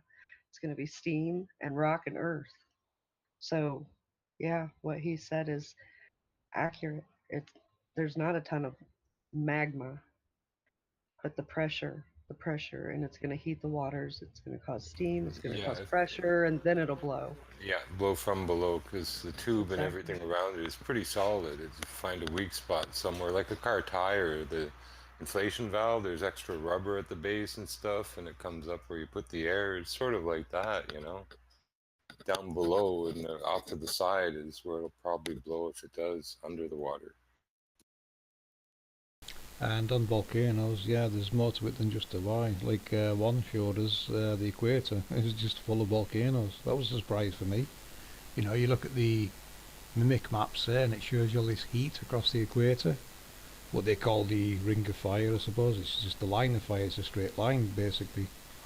So what you're Well, looking when at, what electricity you're looking flows, at is track there's work, heat. mechanics and gearing and technology Yeah. causing all this heat, and that's what's And rising. just the flow of current, will cause a lot of heating. A lot. Enough to melt Exactly. rock. And the volcanoes are simply the weak spots, and it's released over and over and over. It's pushed up the land. It pushes up the land. It's the energies. And there is a 48-month cycle, which is 4 years. And 4 years ago, the same volcano in Hawaii was erupting the same basic way, a little bit out of control and doing the nasty. So it's on a 4-year cycle for bigger eruptions and, just a popping and a fizzing a lot of the rest of the time. And as we traced on the mimic map, guys, signals coming from Antarctica, following the grid absolutely perfectly, splitting into three. When it hits Mount Etna, going towards Vesuvius and Iceland, the centre one heading towards the Bosnian Pyramid, and the one that branched right towards somewhere in the Middle East. This is And switch over to direct summer. contact through volcanoes underground. This signalling, and switching. That's what we're kind of showing you, and how the volcanoes are actually playing a part in this. There's things below that we're just not aware of yet. Well, we are now. We know what's there, and that's what we're trying to show people. What's going on below? It's technology and heat and mechanics and cogs and things like this going on. Yeah, like It's not earthquakes with called steam. it's not called the fires of hell for nothing. It must be hot down there. Final answer. It's got to be controlled too. So, any machine built, it's built with, radiating heat and other stuff considered. It's just, Oh, it's also mixing the minerals, and it's creating elements. Has to be hot. As the main said, the seven working together realised they could create, and this is where it's coming from. Do you want to ask your last question now, Katz? Or did she go? I'm not sure if she went. No, I'm here. My last question, that was the mystery question. Alright, so you're finished then, yeah? Yeah, I gotta get going. I gotta get ready. Alright, But Katz. everybody in chat, thanks for coming. I would stay, but I have to take care of my other the other, business. But you guys all take care. Talk soon. Hopefully we'll green green stream again. So, but anyways, bye you all. Good night, and we'll talk to you tomorrow. PV1 and have a James good night, drive safe. and everybody. Have a good evening. Catch you later, Katz. Take care. I'm not looking forward to it, but what can I say? I have this business up, so It'll all be fun. I'll see you guys later. It is fun right now at this moment, you can say, but there's a lot of ideas that are coming in my head to bring it Excellent. up. So, but anyways, I gotta go. You guys take care. Have a fun day. Bye, everybody in chat. All right. Ciao. See you, cats. Bye.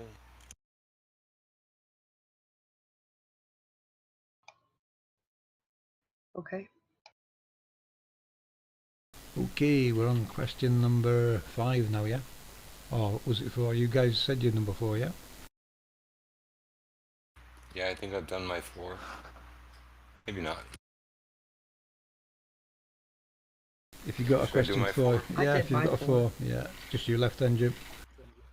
My 4 is just, it's kind of probably similar to some of the others, but, you know, with this knowledge, you know, irregardless of possible inaccuracies or whatever, not being 100% perfect, but at least we know we're on the right ballpark. But with the knowledge, sharing it, is it worth the price? And should interest, you know, like in part be local, like fixing some of the problems we have, you know, like the mess that we've made here and the way of thinking that we have here? Shouldn't we fix that here before we export it to another grid or area that, you know, might not have the same mindset, or, you know, greed and 7 carnal sins, other stuff, you know, that lurk in the souls of men and women? Yeah, I see your question is, yeah, because we don't know what the hell's going on outside of our realm. Are these people in charge here doing things on the outer of our realm to go somewhere else? You know, you're looking at disabling part of the grid that, in my opinion, is there to protect us. Yeah, or they might have a, you know, kill on sight policy going.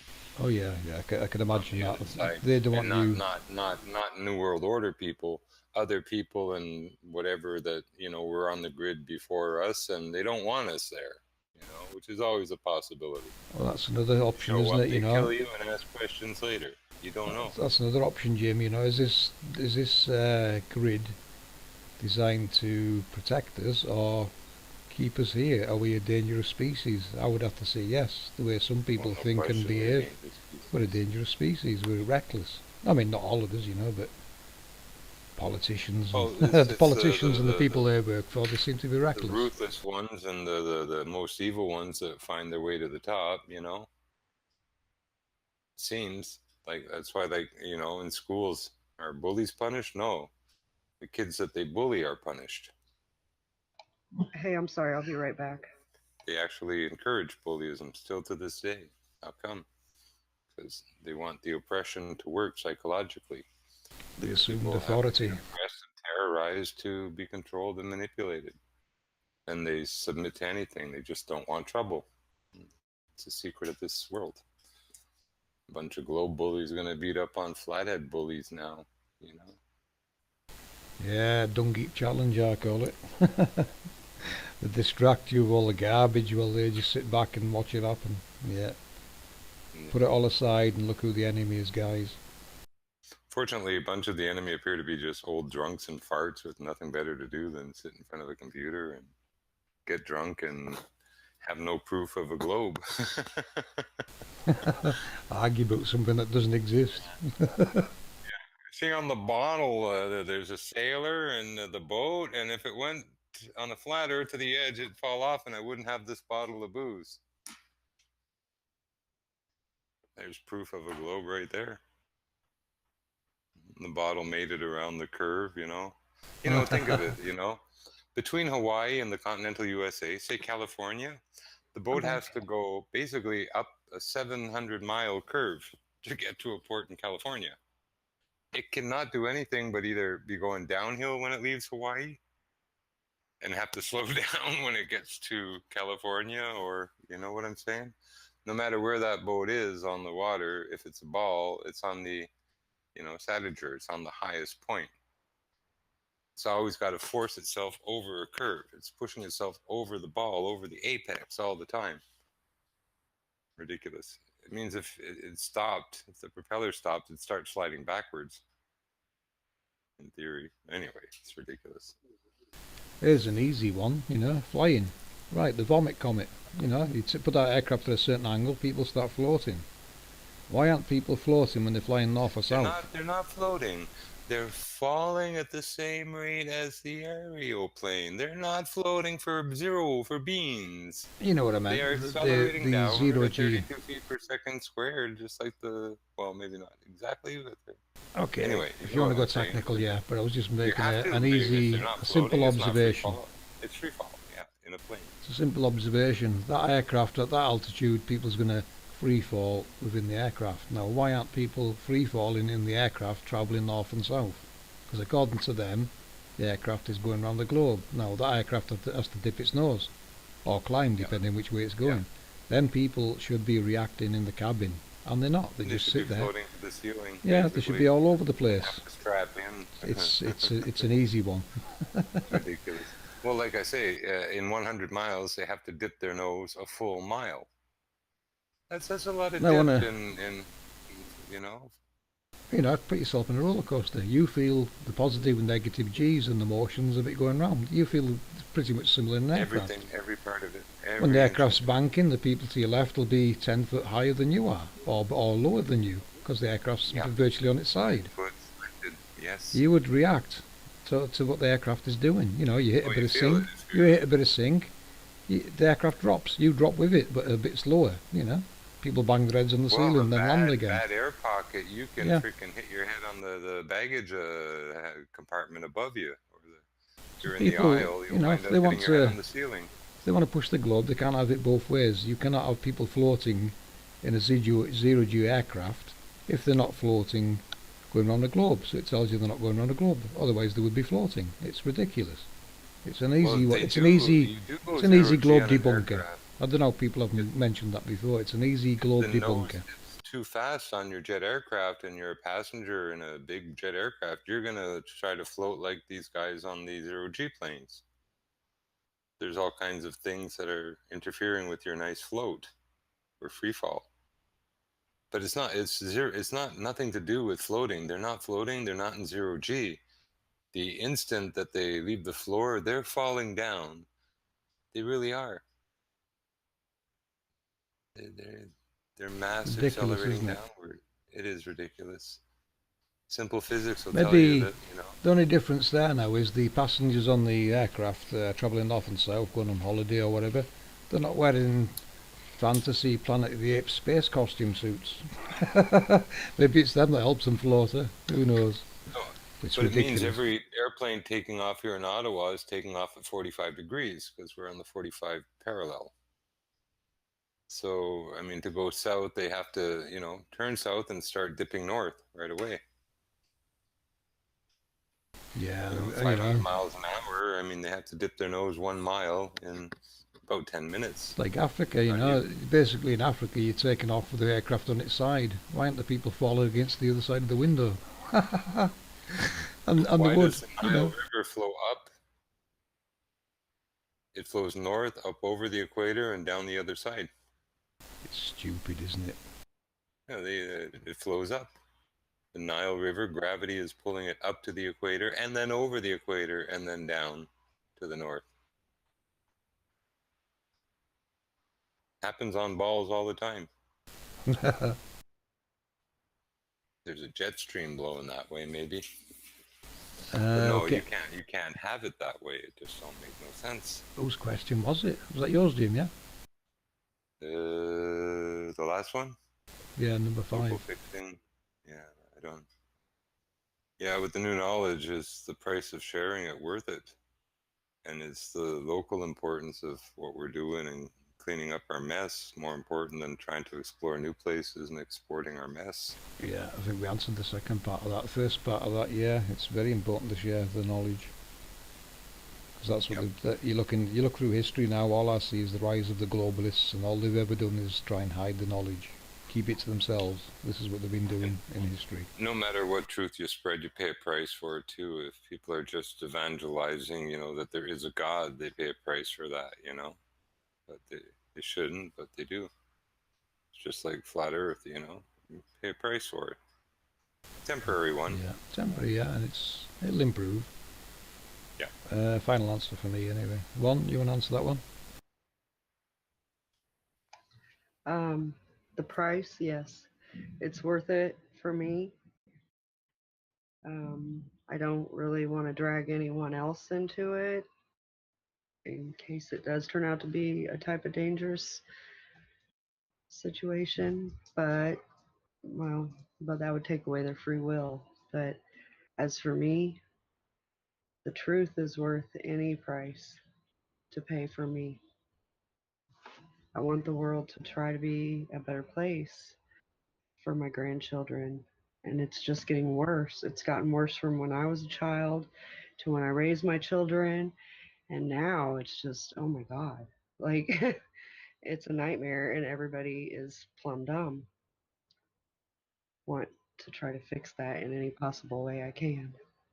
And yes, we need to fix our world and our people, and we can start in our own backyards by trying to spread this truth when it's all the way complete and we have the answers to give.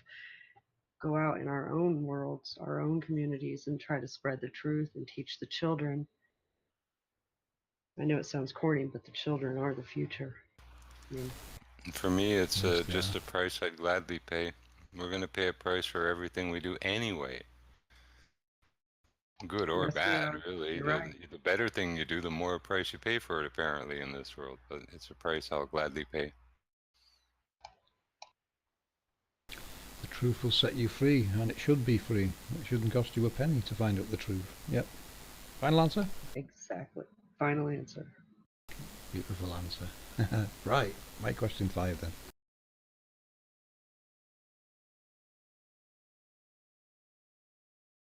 Has this research changed your perspective on life in any way? Question 2, Jimbo. I've always loved caves, beach caves, everything all around Richmond. I always wanted to go down that one that went right to the foot of the mountains at Mount St. Joseph. Never had the balls though, but now I want to go underground. I know there's stuff there. Our world is built civilization on top of civilization on top of civilization.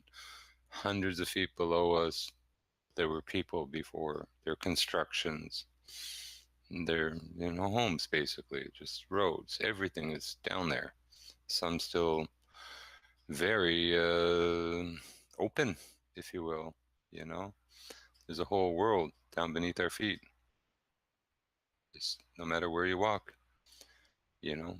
I'm 300 feet above sea level. I know just below my feet in Ottawa here, there's 300 feet of history.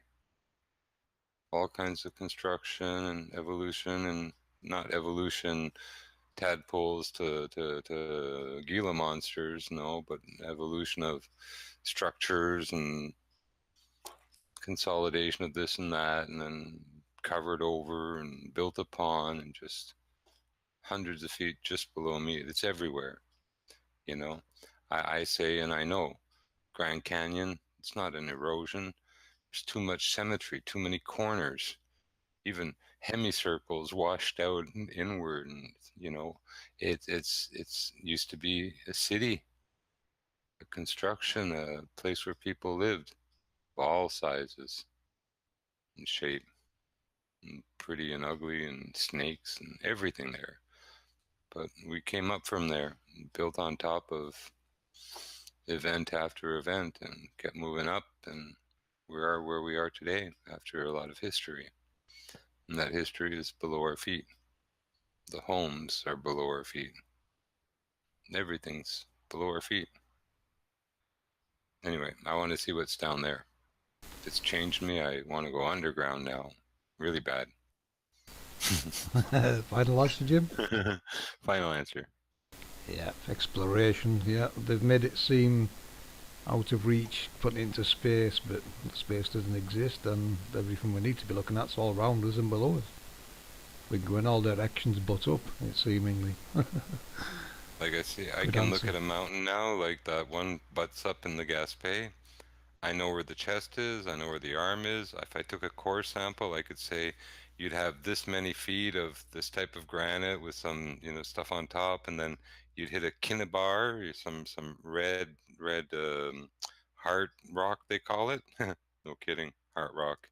But the heart rock will go down this far, and then there'll be more of this granite, and then more of the skin, whatever, and then you're out of the giant. But you could pull up that core in every section that I knew would be there. You'd pull it out. There's your Kinney bar, your cinnabar there, how thick it is. I could determine how big the heart was and know how much was in it to mine. Mercury and gold. Ooh, nice. Final answer? That's how it works. Final answer. Perfect. Yeah. There's a question. Question there of what was it again? Flatten square in chat. I'll just chuck this one in before it goes past. He's asking, what y'all think? Maybe if we get a World War III, how do the new bombs and weapons affect the angel technology or the cherubims? Whatever technology they create, in my opinion, has to take these into account, and they can't be damaging them. It would be noticeable. So they can't use certain type weapons anywhere near this technology. That stands to reason. When you look at Antarctica, remember Antarctica, there was supposed to be aircraft exploding in mid-air. They said secret weapons were destroying aircraft in mid-air. I think they were just flying into halos. Because on the outskirts of the realm, these large 6 halos, they come down like a dome shape. They're creating a dome shape, in my opinion, and that's probably what they were flying into. They can't see them unless they spray barium. So now you know why they spray barium. They're looking to see what's where. They're mapping it. So yeah, in my opinion, that's what they were flying into. So they're well aware of what this technology is and what it's capable of doing. Infrastructure too, just below our feet, may go down for 800 kilometers or even 600 or any number. It's big. Some of the machines that are below are a couple of miles down. So and there's no such thing as nukes. They have the Moab, mother of all bombs, and any fancy names for rapid explosion, a chemical reaction that's confined. I mean, it's fear porn. Nuclear, dead is dead. Would you really care if it was a stick of dynamite or a bottle of nitroglycerin? Does it really matter? Yeah, one constant is answering in chat as well. She thinks more damage can be done mimicking the signals. This is something that we were talking about earlier, guys. We think NASA's sitting monitoring these signals going on, and once they translate it, there's nothing to stop them hacking it and injecting their own signal into there. What what are they just came doing? to mind? Flutes, Pied Pipers, musical signals, tones. Well, that tool, that thing held up by the Egyptian seated, that human with the bird tool in his hand, what if that was a flute of some kind? And you tune this with, different songs. Yeah, we just don't know. This could be an easy way, an audio input and, harmony or different frequencies, played out. I mean, we do it for touch tone encoders to get into buildings and everything, or even dial phones. Same idea. Different patterns of musical notes. Well, you can imagine what they're doing below ground. They're rebadging everything NASA. It doesn't have to be an audio frequency that we hear either. Like tuning fork, Final answer, Jim? Final answer. Yep, that's right as well. Same question to you. Has this research changed your perspective on life in any way?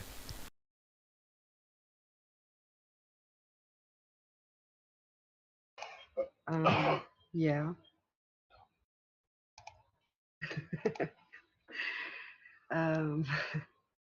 Just I yeah. mean, final answer. No, I'm just kidding. Well, I mean, for me, I guess it made life a little bit simpler because it's just signals. It's cause and effect. You know, we're energy. Our world is energy. We affect each other. I think getting into this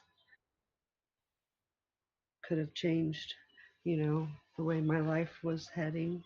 I'm not saying it was heading in a bad way at all, but changed my way of thinking. It really does, doesn't it? You look at the world now in new eyes, you know how it works. Yeah. I feel like I maybe have done something very positive that will remain after I'm not here. I mean, it remained from the ancients before us, and now we've brought it back to light, and it'll still hopefully be in the light for a while. I've brought up the divine intervention, that it does something to you. Jimbo used the word numb. I don't think that numb's the word I would use for myself. I think that it really it made me feel more. It made me feel, the divine love, I guess, where people, they might use the phrase, I found Jesus. Yeah, I it's guess like an that'd be the endorphin. feeling. I mean, Yeah. numb in a good way, in a sense, you know, 'cause Right. it's enlightening. You can't unlearn it, and it releases chemicals in you just knowing. And Yeah. that's where I guess my numb comes from, these type of endorphins, from the realization or something. It's just it's like a rush, but not with heavy breathing and all that stuff. But it's like it's, in a way subtly exciting. It's just mind blowing. It's just hard to process. And different chemicals are processed and leaves you kind of not necessarily confused, but numb from the information. I just don't know what to call it else. Just like shock, and just like not bewildered, because it's not confusion. Anyway, just numb. For me, it's numb. It's chemically numb. Final answer? Final answer. Sorry. That's okay. No. Oh, hold on. No, it's too late. Carry on.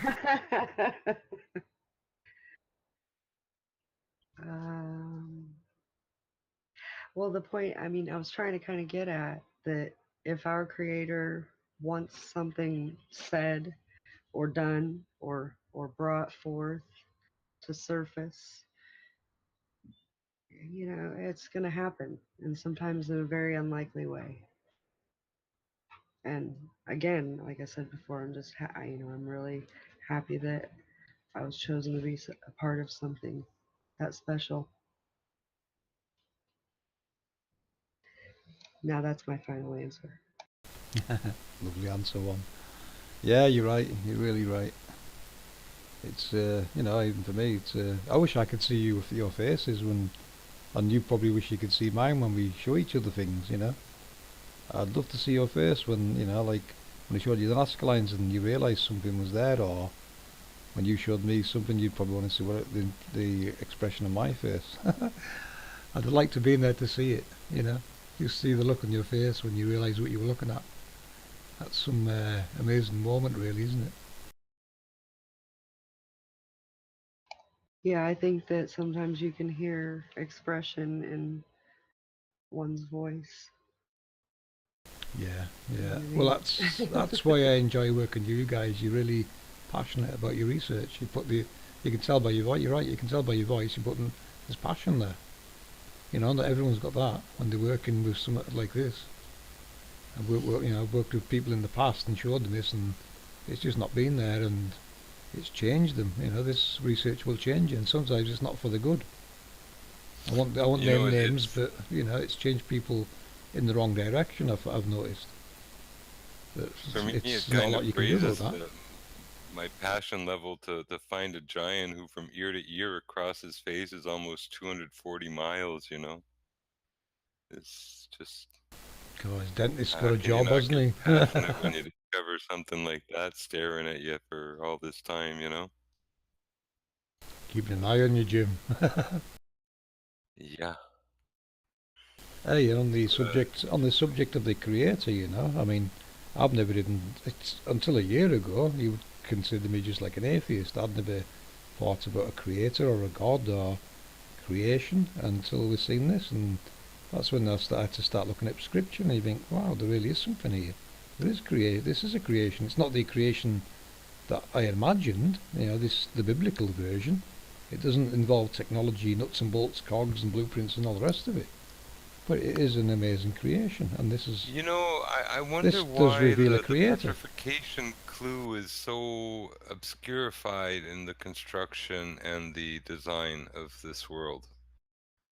You know, where if it was made of all these creatures that were downed after the Battle of Armageddon, well, I guess they say it in so many words, reconstruction or whatever they word it as, interpret it as. But, you know, you think something that important, you know, that it was actually designed, you know, literally from flesh. I mean, you'd think that would somehow be, unless the true writings have been truly abridged so much that we don't even get that part of the truth or the information anymore, you know?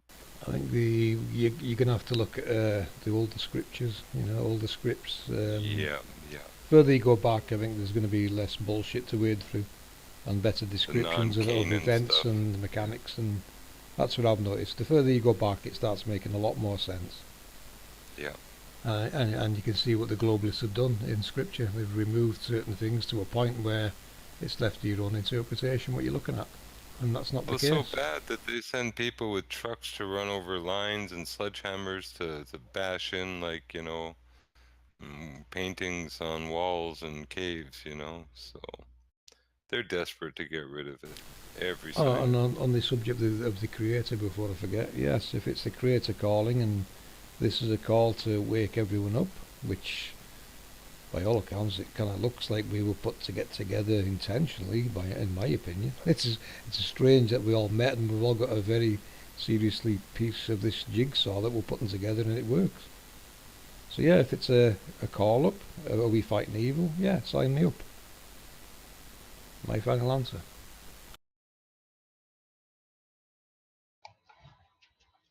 Good answer.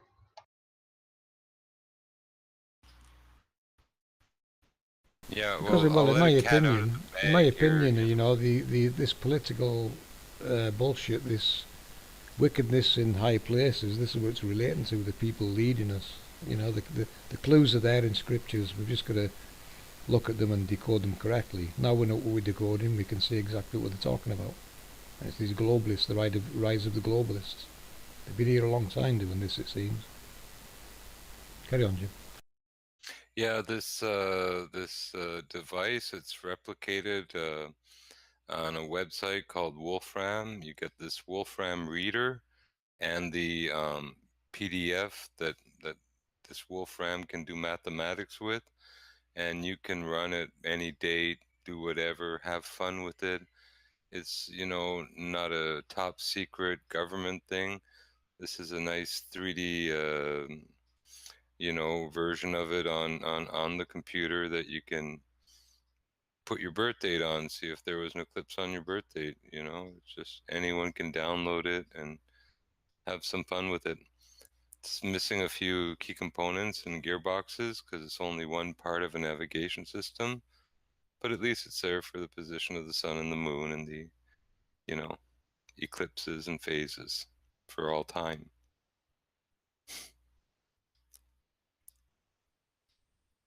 So, you know, this looking at NASA and they say there's going to be one this date, that date. Oh, they predicted this and that. I mean, anyone could have done it, you know, a few clicks of the mouse, and they gave 1,000 years worth or something till I don't know what year, 30 something. You could go to 35 if you wanted and post all the dates. They're not doing anything that you couldn't do just by clicking to Wolfram, getting the Wolfram reader, and then, you know, playing with this device. Predictable. Predictable. And they make like it's all this mystery. You know, it's all a machine. You know, you kind of just, without any other theory around it, understand that it's a mechanical construct without any other information, then you're closer to a truth than anyone else out there. And We're living on a mechanical construct. That's why it's also predictable. And they think doing a slow rollout over the last 75, 80, 90 years of technology, no one's going to notice where it's came from. Well, sorry, but we know where it's from. We can see where it's from. We've got the blueprints. Game over, guys.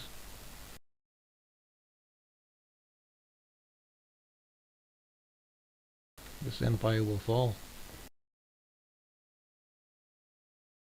Well, now anyone can know what data eclipse is going to be on and the phases of the moon.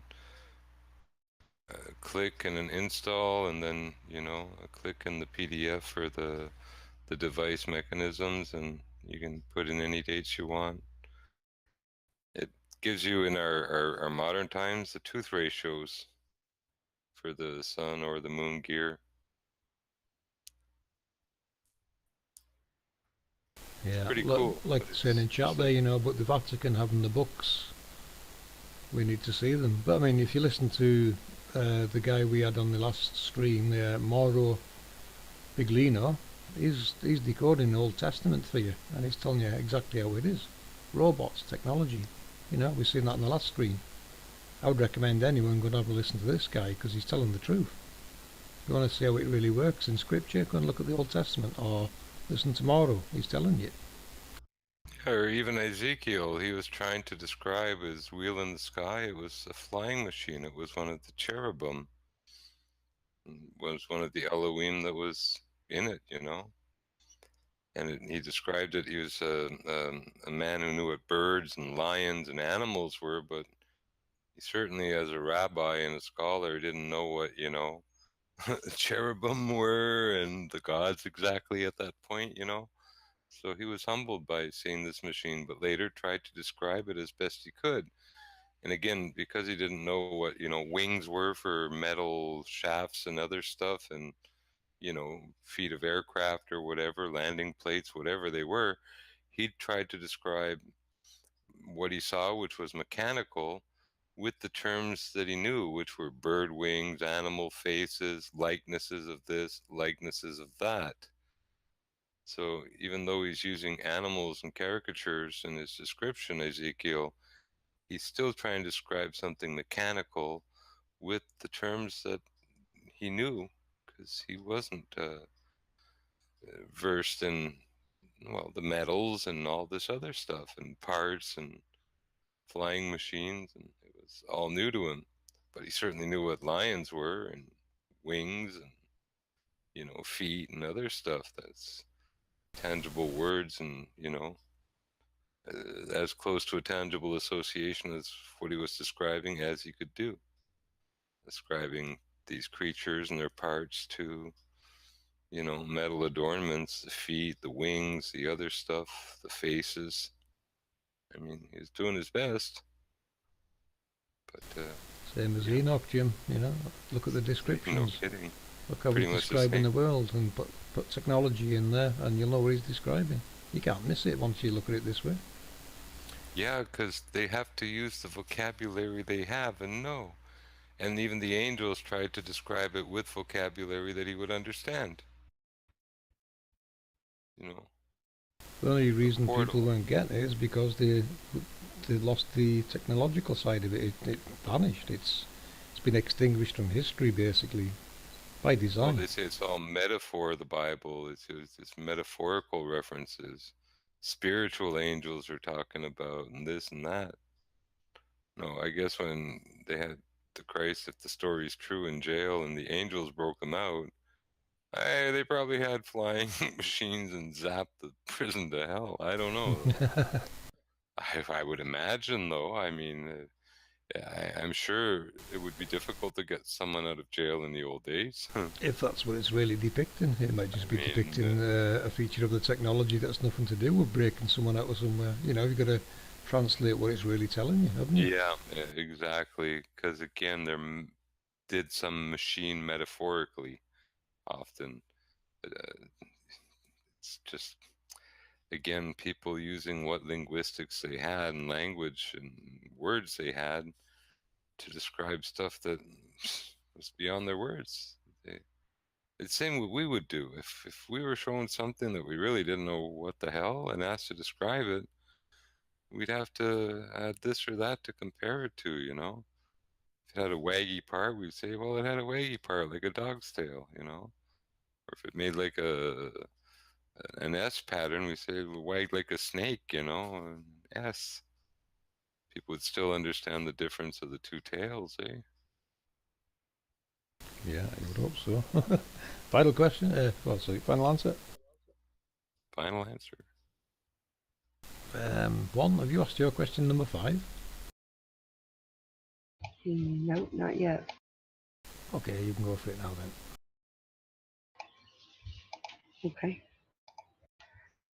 My last question is, when this model is all the way complete and we know every part of it, we have a working model, how will you spread this powerful truth?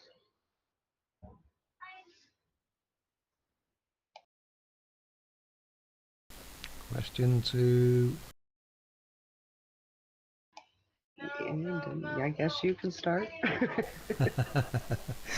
How do we spread this powerful truth?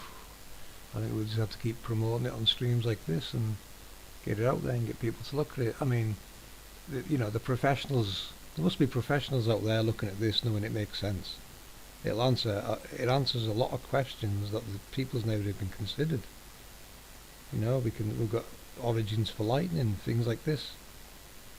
There must be people out there that's looking, professionals. I'm not saying we're professionals in any way, we're just average people working things out. But there must be people out there that know what we're talking about and making sense.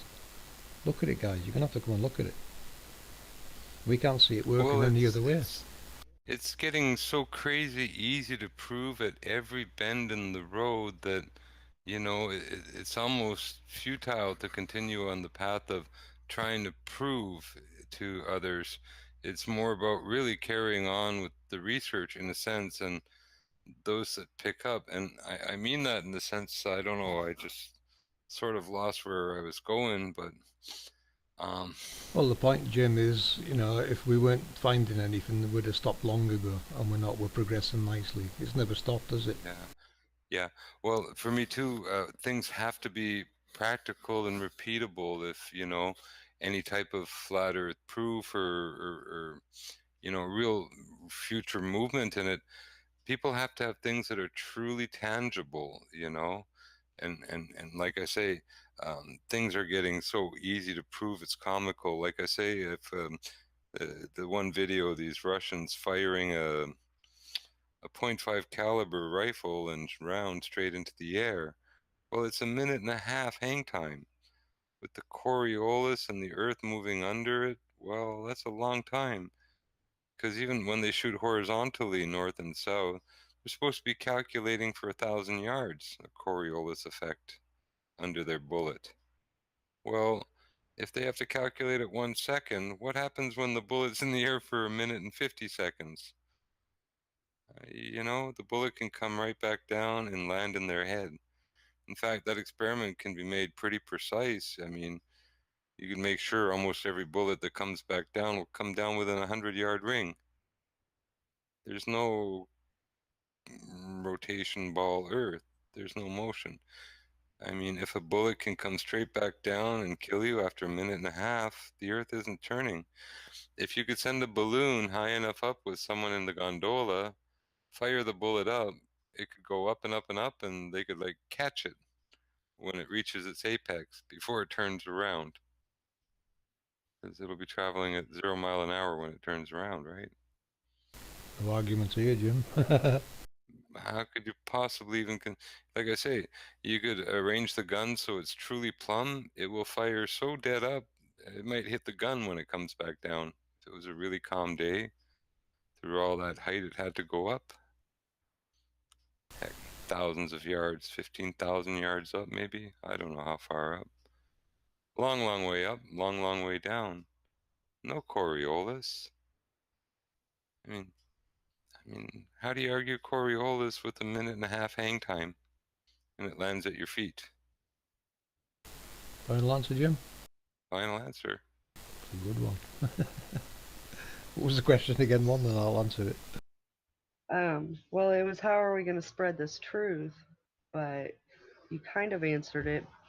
Yeah, I think I did, didn't I? More specifically, so what? Go to more mainstream sites and post links I mean, like, seriously, more people should be given the opportunity to look at this. Don't you agree? Of course. I think when we do the next presentation, that's when they're going to really start looking at it. You know, we need the model. They need to see the working model. I know why they hang back. You know, we've got to have a working model to show this is how it's working. You know, and there's no models up there. You know, the globe doesn't exist. The E-maps are fail. 4D's fantasy talk. We know how it works. We can see how it works. It's coming. You know, once they see the model, that's when it'll really get promoted and pushed. I think it's got to be the model. You know, the end game is the model. So yeah, once that's out, then I think it'll be promoted heavily everywhere. It has to be. Final answer.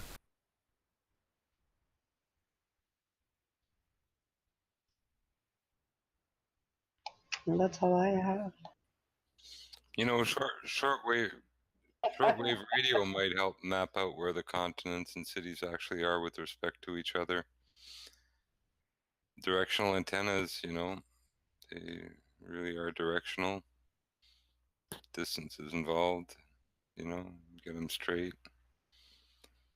You know, with the astrolabe too. I mean, it's relative to where you are on the plane. So, you know, one person with one couldn't figure it all out. But if a bunch of quote flat earthers actually had one of the damn things, and a bunch of them were in different places on Earth, it's, you know, for triangulation and other stuff, it would go a long way to map building.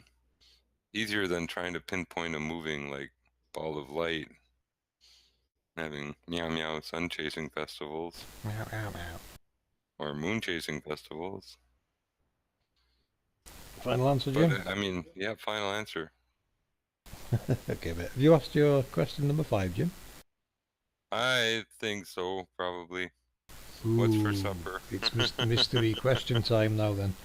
Mystery question time. You go first, Jim. Well, it's a funny personal question, but favorite food? Apples, oranges, turkey, chicken, beef, pork, fish. Ooh. Well, for me, You had one favorite. probably fish. I like fish. I don't know. I don't trust food anymore, Jim. You know, to me, food changed in the 90s. It's never been the same. It's getting worse. It doesn't seem like real food anymore. And I suppose fish. You know, you go to a fish shop, a shop for fish that you know they've come in off a fleet of ships. You're guaranteed it's a fish. Whereas everything else that you buy in shops, I seriously question it now. What the hell are we eating? So a favourite food for me is fish. Yeah, I like meat. I like fish. Seafood. Yeah. I actually bought a pack of chicken wieners. I boiled 3, and I took the first bite out of the first one, and it was not like a hot dog. It was, you know, I don't know. I won't. But it didn't. It's not the same chewiness as a hot dog. It's more rubbery and stuff. I won't get very descriptive and narrative, but I threw the rest of the pack out and the whole thing away. I ain't buying rubbery chicken no more. Yeah, Wieners. I think it's about 60% soya now anyway. Like having dick in your mouth or something. I don't know what it's it's not like. there, I it's don't not want to there. find out, but that's where it's going with that. So, favorite food? I don't know. For one, what's your favorite? Chinese. Western T1. I would have to say Italian homemade lasagna. Wow, that's a big one for me too. Ooh, But I like I'm into spaghetti bolognese. soups. I love my vegetable soups and stuff. Carrot soup, mushroom soup, leek soups. I'm just a soupier. I just big on soup. Final answer? Final answer. I'm a soup man. Right one, you want to ask your mystery question?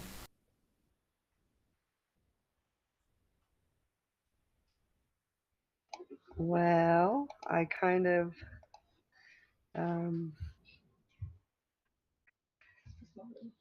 oh, I guess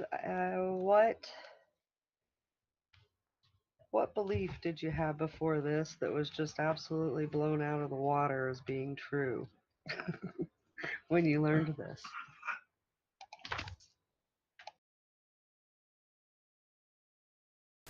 Ooh, tough question. What belief got blown out the water? I didn't really come into flat Earth with a lot of beliefs, to be honest. Well, it's got to be the globe, you know. The globe's been blown completely out the water. We've watched it for the last few years get blown out the water. It's a ridiculous theory. I can't believe we bought it. How the hell did we not see this before? You know, when you find this, you find lots of ways of debunking that globe yourself. How the hell did we not see it before? So yeah, it's been a pleasure watching it get blown out the water. Final answer.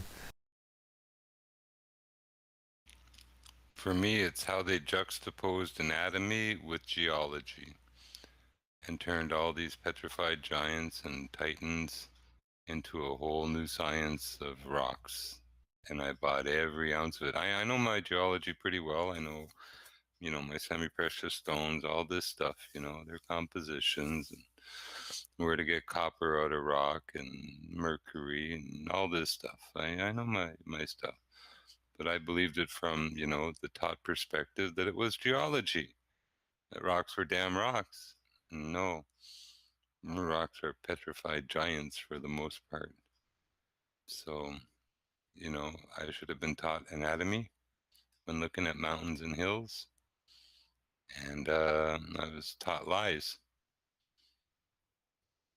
I wonder what anatomy really is. Geology? Final answer.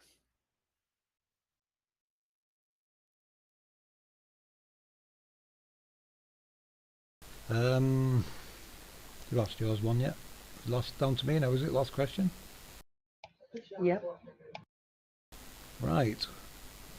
My mystery question for you guys is, what is your message to the world? And please don't hold back. You first one.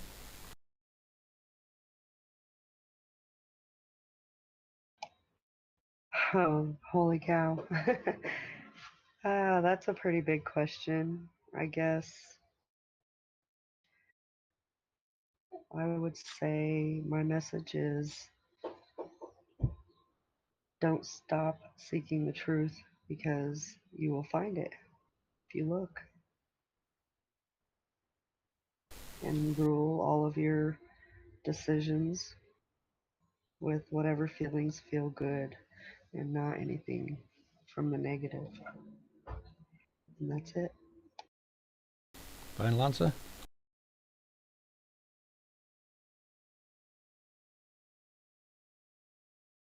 Yeah, that's it. Question to you, Jimbo. What's your message to the world, mate?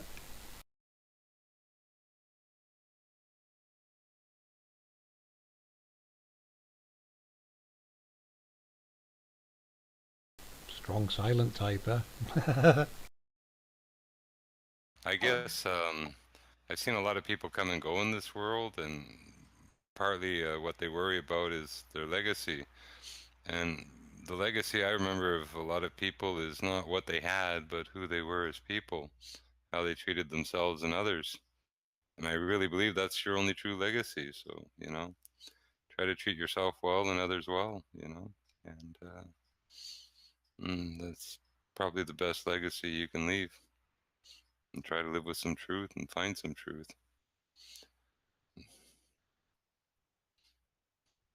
Final answer. Final answer, yeah. Nice one. I prepared for this one actually, so I've got a little speech. Because I knew what the question was. My answer, well, my message to the world is this. Consider our research. We see a very big picture of what is going on and the way our world really works. We see the corporate takeover of the developed nations, the insane politics, which until this research didn't make any sense, the illegal wars they cause, namely in the Middle East.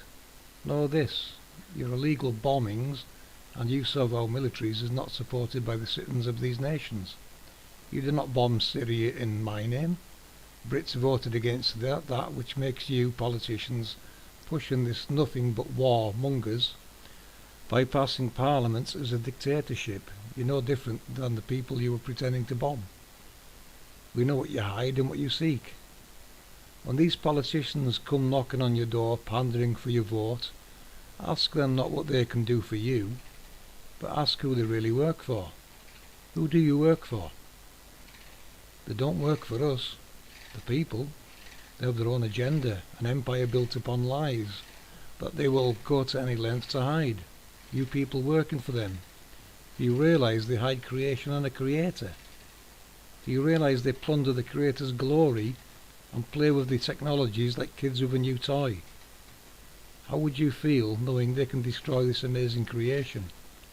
They're hiding their real purposes for using this technology, which can be used to fake biblical events, heavenly events, destructive worldly events, such as tornadoes, typhoons and earthquakes, tsunamis. What are their intentions with this technology and why do they hide it? You ask why they would hide the shape of the world? We're showing you why. That's my final answer.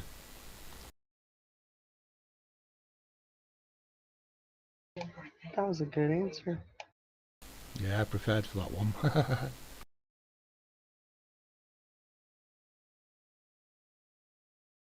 But that's what we're looking at, you know. At the end of the day, this isn't a game. They're playing with this technology. What are their intentions? They're hiding it, you know. They hide what they're doing with it. They hide what it is. Are they sinister intentions the world should be afraid of? Or are they just harnessing energy and making money on the side from charging us for free electric? You know, at the end of the day, all they've done is put a smart meter on the end of something that was already here. What are their intentions? We need to know this. What are their intentions? These people hiding this.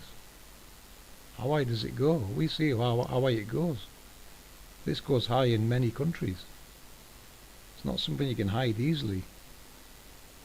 So yeah, what are your intentions with this technology? Let the world know. Yours the truth. We're here for the truth. The whole truth and nothing but, whatever it takes. We'll pursue this to an end, whether it be us or someone else.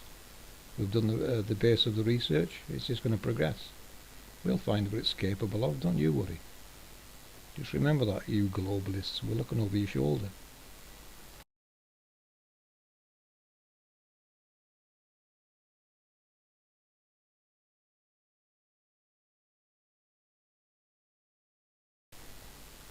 Final answer number 2.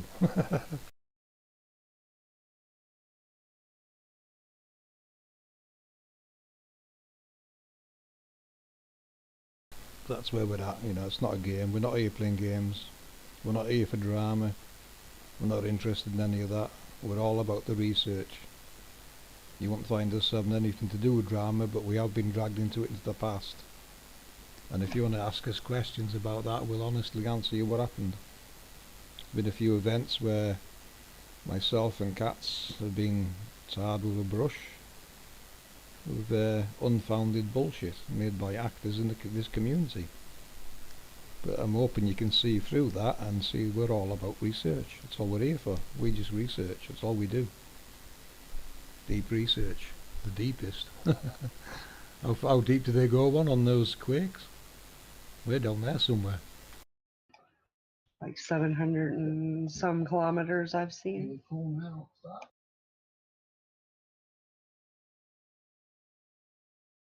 So yeah, I hope them questions that you sat and listened to, you guys and chat and anyone else that listens to this, hope they give you a bit of peace of mind about who we are. You know, you don't know us, we don't know you.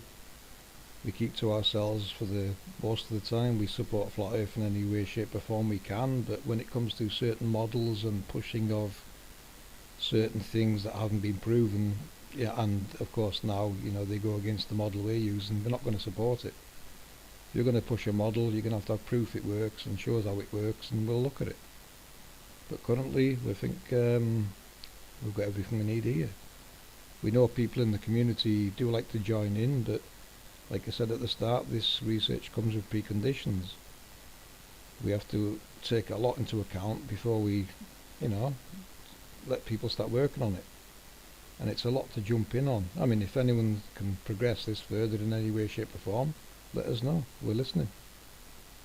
We're not keeping it to ourselves. We're putting it out there. We're hoping people can add more to it that we haven't seen yet or make sense of. But for the most part of it now, it is going to be a very nice working model that you can demonstrate to the world anywhere and shut all these idiots up that think it's a globe. Because this is how it really works, in our opinion. This is our honest, genuine research that we're trying to do. We're not telling lies, we're not acting. Like I said, we're here for the truth, whatever it takes. Naya Marie Kramer. Jason said in chat, be careful about letting people in on the work. Yeah, don't worry, Jason, people would be vetted closely. And like I said, it's as needed. If people can add to this and, they're in tune with it and accept it, because that's what you've got to do. You've got to put everything you've learnt aside and accept what you're looking at and deal with it and realise that's the reality you're working with. That's what we've all done. We've all fully accepted what we're working with. We know what it is, we know how it works. So we're not asking you to believe anything, we're asking you to take a look at our research and consider it, that's all. You want answers? We think we've found plenty of answers that point us in the right direction of the world's mechanics. Nothing to hide here, guys, but apart from a little bit of anonymity just to keep us hopefully not getting a bullet in the back of the head at some point. But yeah, we really have to consider things like that. However crazy it sounds, it's hard to accept that if you're looking down from Google Earth at the face of a Titan that's 240 miles wide, the Titan is well over 1,000 miles tall if he stood up.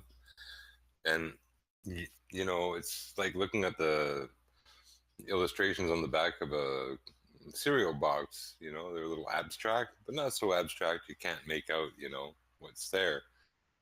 And this Titan is there. Many others are there. If you can't see them, you can't really help with the research. And there are a lot of people can't see them. Even if its face is 240 miles wide, you can see where its head's bashed in. Just look all you want and you don't see it. Well, there's a reason you don't see it. Yeah, we know how people feel when they come to Flat Earth. Everyone wants to help, and trust me, if we could find a way for people to help, we would let you. No worries, but these preconditions kind of get in the way of things, and you've got to fully work with and accept what you're looking at with this. We can't have people coming in saying, no, it doesn't work like that, it works like this, because that would contradict what the three of us all already agree on and see working. So you'd have to come into this with the understanding we've got by just following our research, really, and realising it's, this is the model we follow, and we'll pursue it to an end. Yeah, and like the reason we believe there are huge metal plates is because we can see them. We can see the edges of them in newsreels. Underground with geologists showing off pretty rocks. But I mean, they are what they are. And again, seeing them laid out with the maps, there's still people who say, oh no, just a coincidence, oh, just because, we made it match up that way, blah, blah, blah. No, these plates are there. If you can't see them, how could you help us? People wonder why, if they can't see them and they've looked at the stuff and they continue to refuse to see them, how can they help? Who are they helping? We're looking.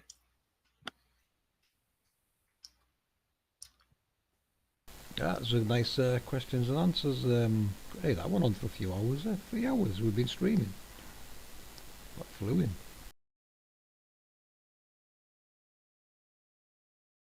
Anything you want to add to any of that one?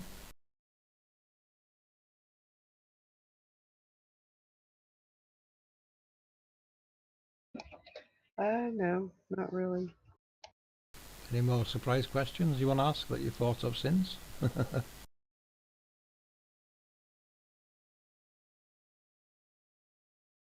Same for you, Jimbo. Any questions popped into your mind since we started?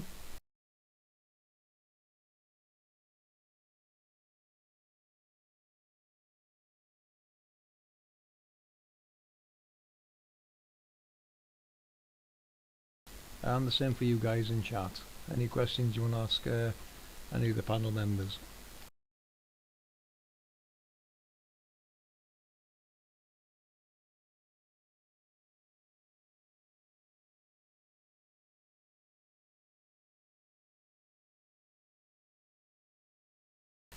Nice and quiet. What's going on?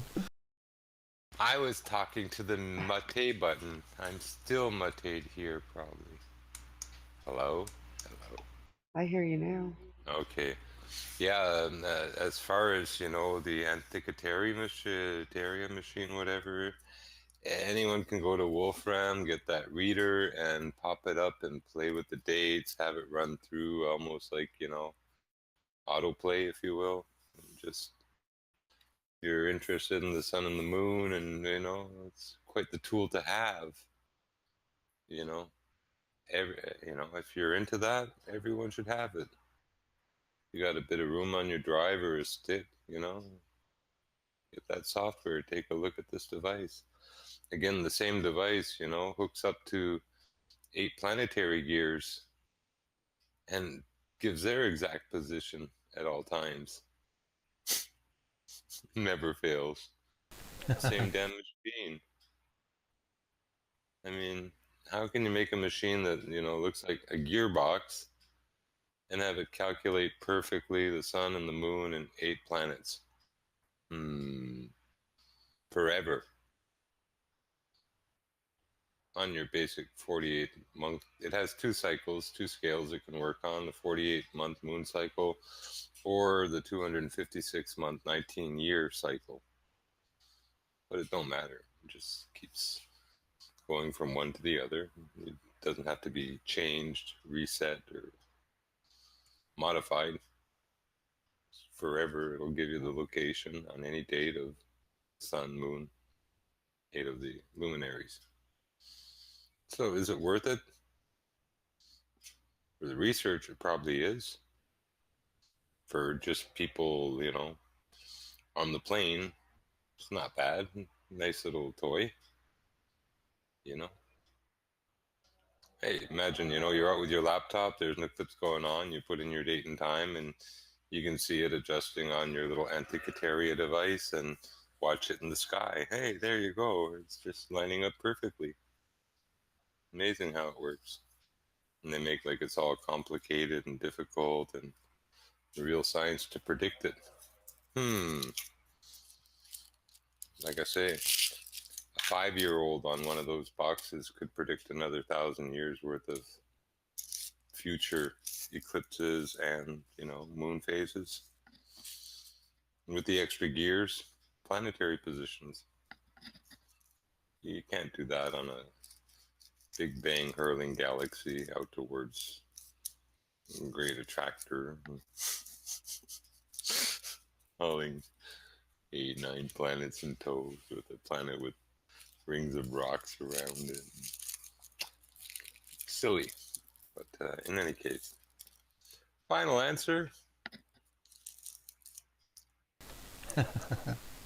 Final answer. You got any surprise questions, one?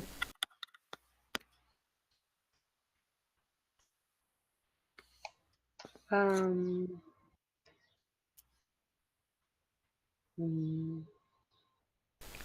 got Sure, cat let's size. take it along. I've got Cat's mystery question if you want it.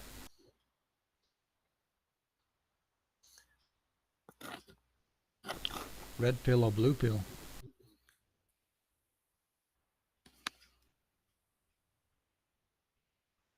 Question to Jimbo. Red pill or blue pill?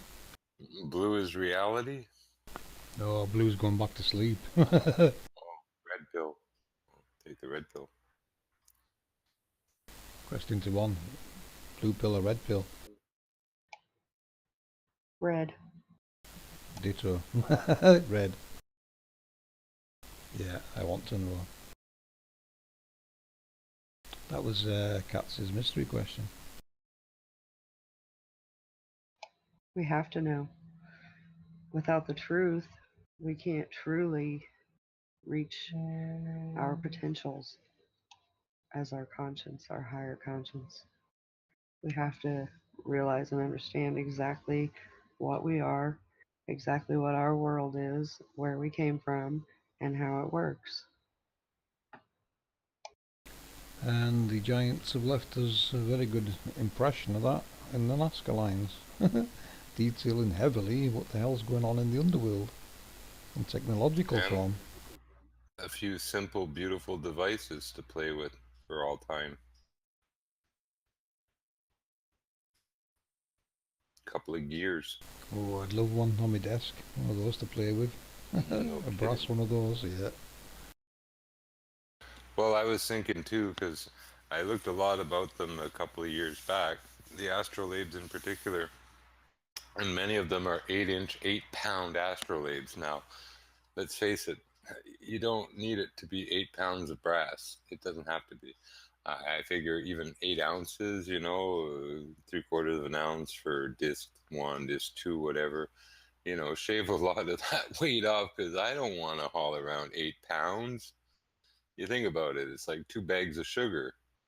I mean, it's just too much weight. It's just ridiculous. But, you know, metal is metal. It's strong. If it was thinner and it only weighed like 8, 12 ounces, which, you know, you can make a solid brass, and, you know, beautiful astrolabe and 8 ounces of metal. You know, get rid of the 8 pounds and $400 price tag, and, you know, make one a few ounces that's durable and, you know, costs way less, but it's accurate and durable and don't weigh 8 pounds. Ridiculous. Who would ever bring it anywhere? Yeah.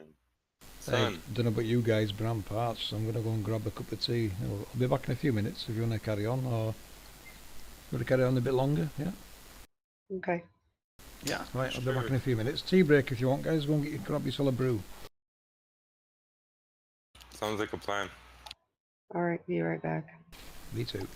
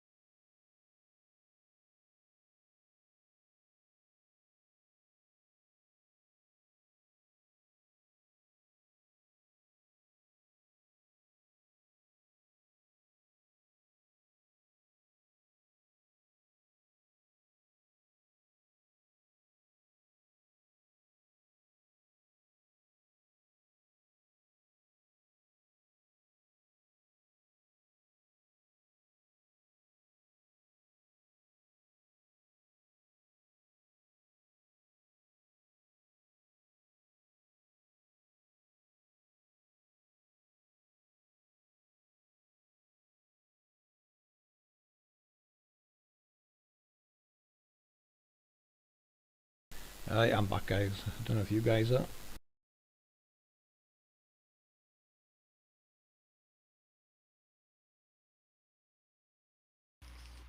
Like Mr. Cotter used to say, welcome back. Arr. Arr.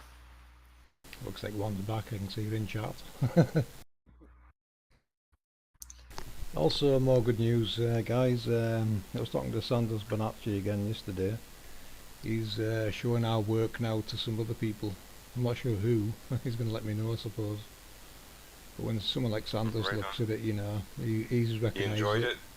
Oh yeah, he's loved it. Yeah, I sent him lots of information on scriptural translations of the mandala, because you know all these translations to me they point at the mandala, and that's just the tip of the iceberg, isn't it? Piece of the plate. So yeah, he's pretty sure he's fully on board with it. I mean, he's been watching it for a while anyway. I remember showing him a while ago, and he was kind of speechless at what I was showing to him, and then he started elaborating on it. So he recognised it straight away. You know, he converted straight away to what he was looking at, you know, with his own knowledge, which is pretty cool to listen to. You know, he could elaborate on things I hadn't even thought of or knew about. Well, the So, awe is almost a mandatory part of going through this a speechlessness sort of phase. yeah. Back. Welcome back, Welcome man. back.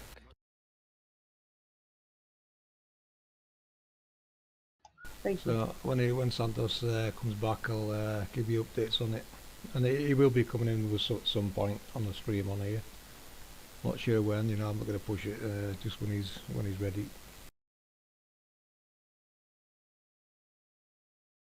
Now that might be before or after the next presentation. If it's before, you know, that'd be better because we can show him some of the videos in the background that we've been doing as we're discussing things, and you know, get his terminology on it. He can give this a lot of words that I can't, and some better descriptions of things.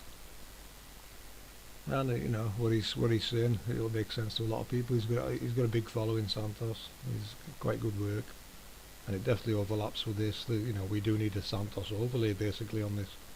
What he shows will fit over this like another glove. We've got free arms fits, now. certainly, you know, if it's related and it truly relates, it'll fit into this somehow, into the overall. Oh yeah, well, you know, in sort of like his kind of the terminology, keystone. he's just describing how the world works, what the sun, what all these meanings in the Bible that's actually telling you. And it makes Can I sense. say It's something? it makes sense. It's you know to do with the mechanics. Yeah, go ahead, Bob. Sorry to interrupt. I wanted to just talk about what we're talking about in chat because it's easier than typing it. But they're talking about gravity is where it began. And I said that NASA actually had a list of the most gravitized places on Earth, which is a BS term because gravity is, you know, a big force that does all these magical things. But what I see those places as being is actually where our deep earthquakes hit, which tells me that what NASA is calling the most gravitized places on Earth is actually where these technologies are deeper in the Earth or below it. And so, therefore, if there's a larger one or deeper or abundance of them in one area, they're all spinning and working, and they're going to cause a downward vortex type of energy, I suppose. I'm not. Magnetic. Yeah. Okay. So a magnetic energy, and it's going to pull things downward with the energy. It's almost like if you were to spin something really fast in water. Well, what happens? The water sucks down, and it makes a whirlpool. It's the same thing with the gravitized places on Earth. And you have anything else you can add to that, Jimbo? Maybe. Yeah, I'd like I to can kick add some, Sir but yeah, go on, Isaac Jim. Newton in the teeth right about now, because again, there are rules that apply in physics, so-called Newtonian physics. You know, a body at rest stays at rest. There are rules pertaining to potential energy. Now, an apple that's growing in a tree, well, the tree gave, you know, pumps and pushes, whatever, to get water and cells and everything to hold that mass above his head, in theory, if the story is true. In if he's a real person. But anyway, that's stored energy now. It's stored, say, 5-6 feet off the ground. Well, there's your half pound of stored potential waiting to fall and find a place to rest. Because once that stored energy falls, it'll be at rest, right? And it's not gravity pulling it down. It's just stored energy. See a rock on the ground, usually it'll stay there a long time till someone picks it up, holds it a few feet in the air, and drops it. There's nothing to do with gravity. It's just you gave it potential energy and you dropped it. Same like Mike Tyson with the microphone. I mean, he holding up potential energy, the weight of the mic, lets it go. Air, a fluid, cannot support the mic, it falls to the floor. Not gravity, but the mic was given from a place of rest somewhere, some potential energy. It was held over midair and dropped. Nowhere does gravity come into the equation. It's just a magic convoluter that they invented. Bolshoi. Good observation as well, one about the deeper ones, because they're going by scripture, Satan was cast into the abyss. What that's telling you is these technologies that were a lot more powerful to be anywhere near other machinery had to be relocated deeper. And these are the main drive units, there's 8 of them. You look on the grid, there's 8 main drive units hooked up into the technology at 0.0. So whatever is at 0.0 is the drive mechanism for all this technology, it seems, and a lot of it also seems to be radio controlled. So yeah, good observation. The deep ones, they're the most powerful, and that's what CERN's become a copy of. I'm pretty sure CERN is a copy of the one they call Shiva or Satan, and that would have to be one of those deeper technologies. Now they were put deep for a reason. Now CERN's is nowhere near the depth the others are, so what kind of problems is that going to cause by having it shallower? Well, one of them is buried, I guess, in the desert somewhere under a lot of rocks. I'm not sure if that'd be Australia under that I forget what the name of their rock is out in the middle of. Yeah, Big red rock. Ayers Rock, yeah. Ayers Rock, I guess, yeah, Air Rock. Or, maybe under the Himalayas, one of the round sections of the Tibetan plateau might be below that. Well, one said previously, Jim, kind of indicate something below. One said previously the one at Ayers Rock, the earthquake tremors are at a 0.0 depth, so it's right below the surface. Right on the ground, it's hidden by a large rock. Yeah, and very magnetic because terrible lightning storms there. You don't want to live around there because you'll probably be fried by lightning. People live miles away from the rock. They're very few. They know how to be well insulated from the storms. But it is a point of high attraction electrically. And also the accelerators being placed closer to the surface makes sense if they are receiving the signals, because when it accelerates, it shoots it back out. It's going to be at a more shallower level, which always leads to larger activity. The shallower it is, the deep quakes lead to the shallower activity. So if they put these accelerators around the world, which they have, and you have them on a map, FPV, and they're near these deep spots, which they are receiving these very deep signals and coming out around these areas as larger, shallower movement, which causes damage and loss of human life and everything else that's on their agenda, taking the land. Oh, this is a disaster. Everyone needs to leave, and while you're gone, we're going to just take it over. Look what they can do so easily. You put some cameras underwater near some pipe junk and blow out some oil, and now you report to the world, oh, it's this many millions of barrels a day, and it's and you're really doing that anywhere to create a situation where you give yourself the right to evacuate people for miles from the beach and stuff. And sometimes not let them back. Because sometimes once they get people expropriated from a place like that, find all kinds of reasons not to let them back, And it doesn't have to be a real event. you know, create the illusion with a few newsreels and clips and promote it and have it posted to ABC, NBC, Fox, everywhere, and it becomes real. I don't know. I really don't know. It's like a 3D bullshit printer, isn't it? Pretty much. Yep. Well, they take fake events and then they, you know, people doing them know they're fake, but they pump them around the world like they're a real massacre or something. What? When you got cops changing from their uniforms into combat gear and laying down to pretend to be a bad guy? And then they pump that as real, you know? We're talking about gravity and chat. Well, we can Oh, answer yeah. it. Gravity. It's zero Yeah, gravity, you know. The zero gravity was invented as an excuse to what's holding up the luminaries. That's why they invented zero gravity. It's an excuse to what's holding those in the sky. Now we know zero gravity is bullshit. yeah. So And even in the theory, zero gravity plane is not zero gravity. Sorry. in theory, they should be dropping out the sky, you know, and they're not. And not all.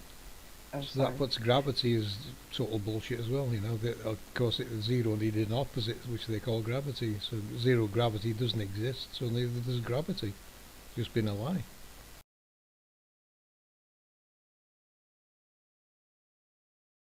Buoyancy and density. If it's heavy in there, it's going to drop. It's as simple as that.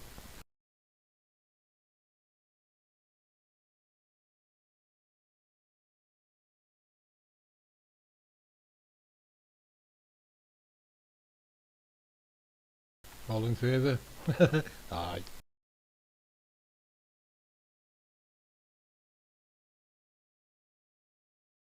Yeah, so you don't need to actually discuss gravity, discuss zero gravity. Once it doesn't exist, there's no opposing it's like force. the G plane. There's no such thing as a zero G plane. Once the plane hits its apex and starts down, you're falling with it at the same speed it's falling. Now, when it levels out, why you see them impact so hard is because they're moving downward very fast, and then they impact with the plane that starts moving laterally. They're falling fast. That energy, they have to make There's up a for it. question. They hit the floor. Question in chat.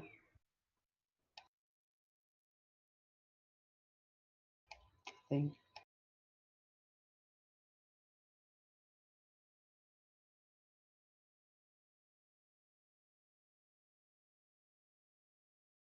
Well, you're not going to get back to where you started, really, are you? That would only work on a globe.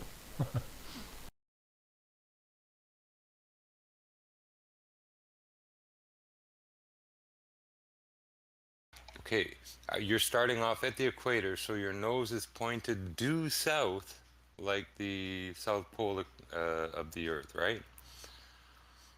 Well, You're he said flying along the equator, so it's either pointing east or west. Oh, east or west. Okay, so now you're sideways to the north and south poles, with the center of the Earth at your belly, with the Earth rotating under you, under the equator. Are you flying east or west? Let's see. What would be longer? See, if you were flying towards Africa from South America, from east to west, that should go pretty fast because you got almost 1,000 miles of spin extra underneath your belly. 1,024 miles. You should lift up, and the Earth should move at 1,024 miles underneath you an hour. But on this model, you know, you wouldn't go west and arrive in the east, or go east and arrive in the west. It doesn't work like that.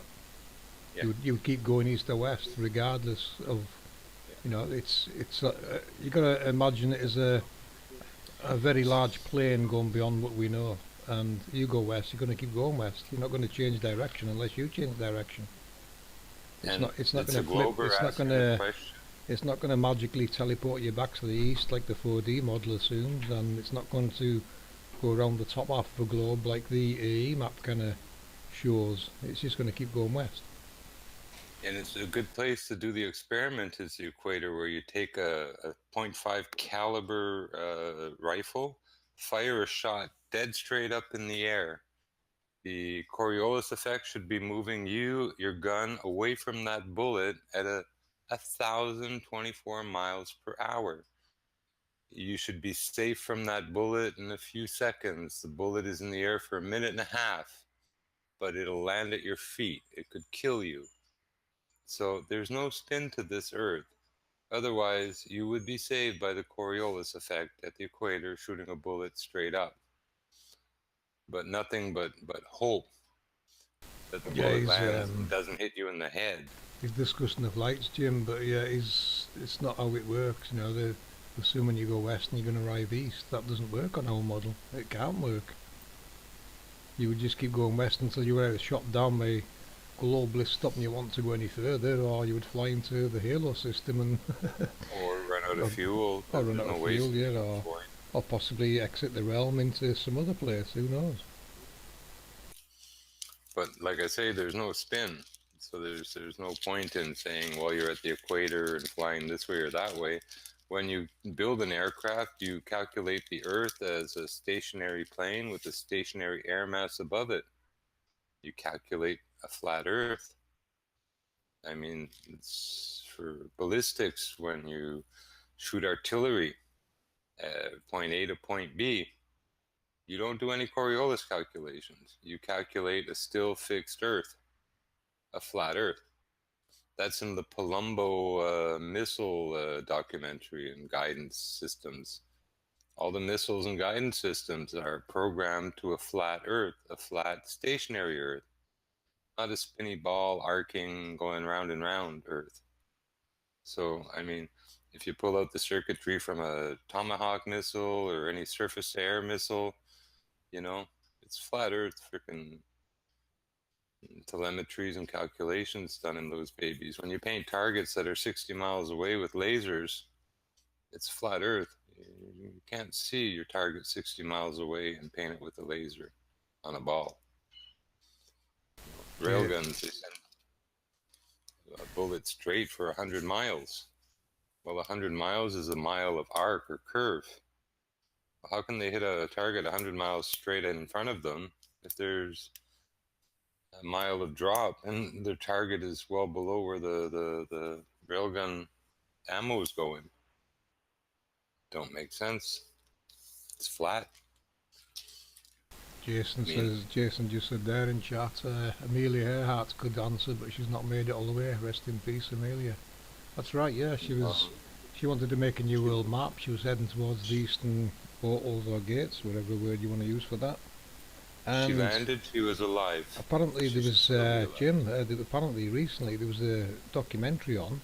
I've never chased it up or looked for it, but it suggested she was given the wrong coordinates, and that's how she was captured by the Japanese. Oh, it was suggested by an American shortwave radio operator woman who was young at the time. She listened to several appeals or calls from the lady after they crashed, and she even recorded a fight with the her navigator, I guess, or her co-assistant there, the guy who was with her. They had a physical fight. She was on the radio trying to get help, and he manhandled her off. So, yeah, I don't know. I think she was taken out personally. She survived a crash.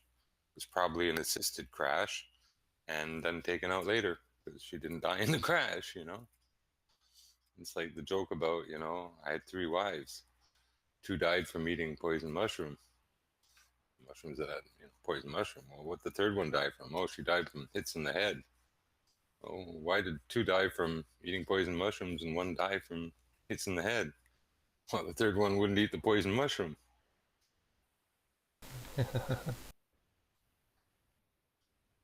But that's the way the system goes. She wouldn't eat the poison mushroom.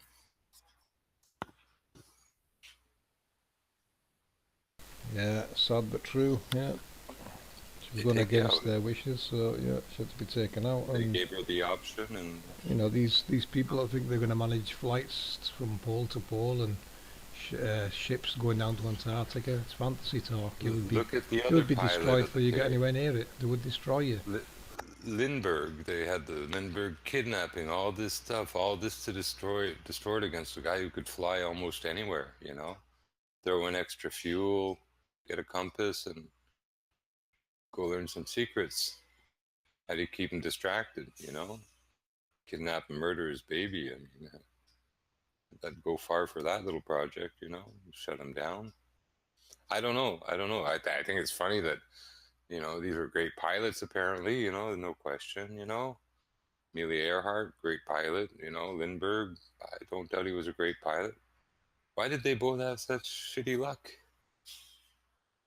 If they were local pilot hoppers, you know, wouldn't see much but, you know, deliver mail runs and stuff, I mean, they wouldn't have had the issues that these others have. Not only that, Why are Jim, these explorers that much different? And I was going to say, Jim, not only that, you know, when you apply to go on these kind of flights, you have to do them within certain time frames. You know, clearly they're trying to hide something with the time. You know, they'll say you have to fly past here. And more weather, yes. Yeah, not just weather, you know, they're hiding what you might see. So some flights might have to go like the dark. It's even with shipping, you know, the Bering Strait.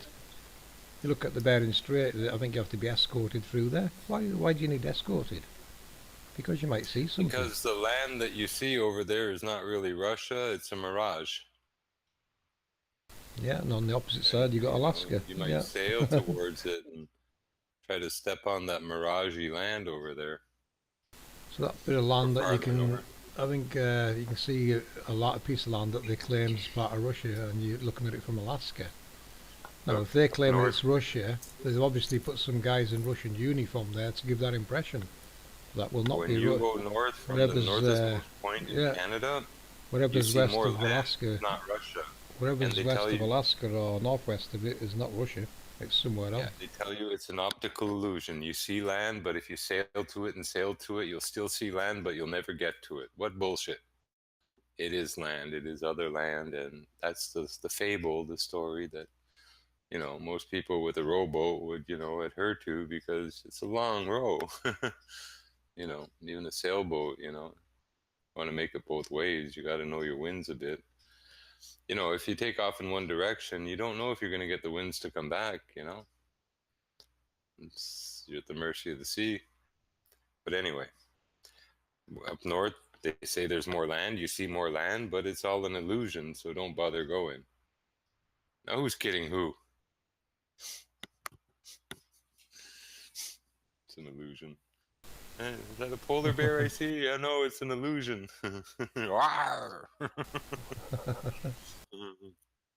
Are those spears being thrown at us? No, they're illusions.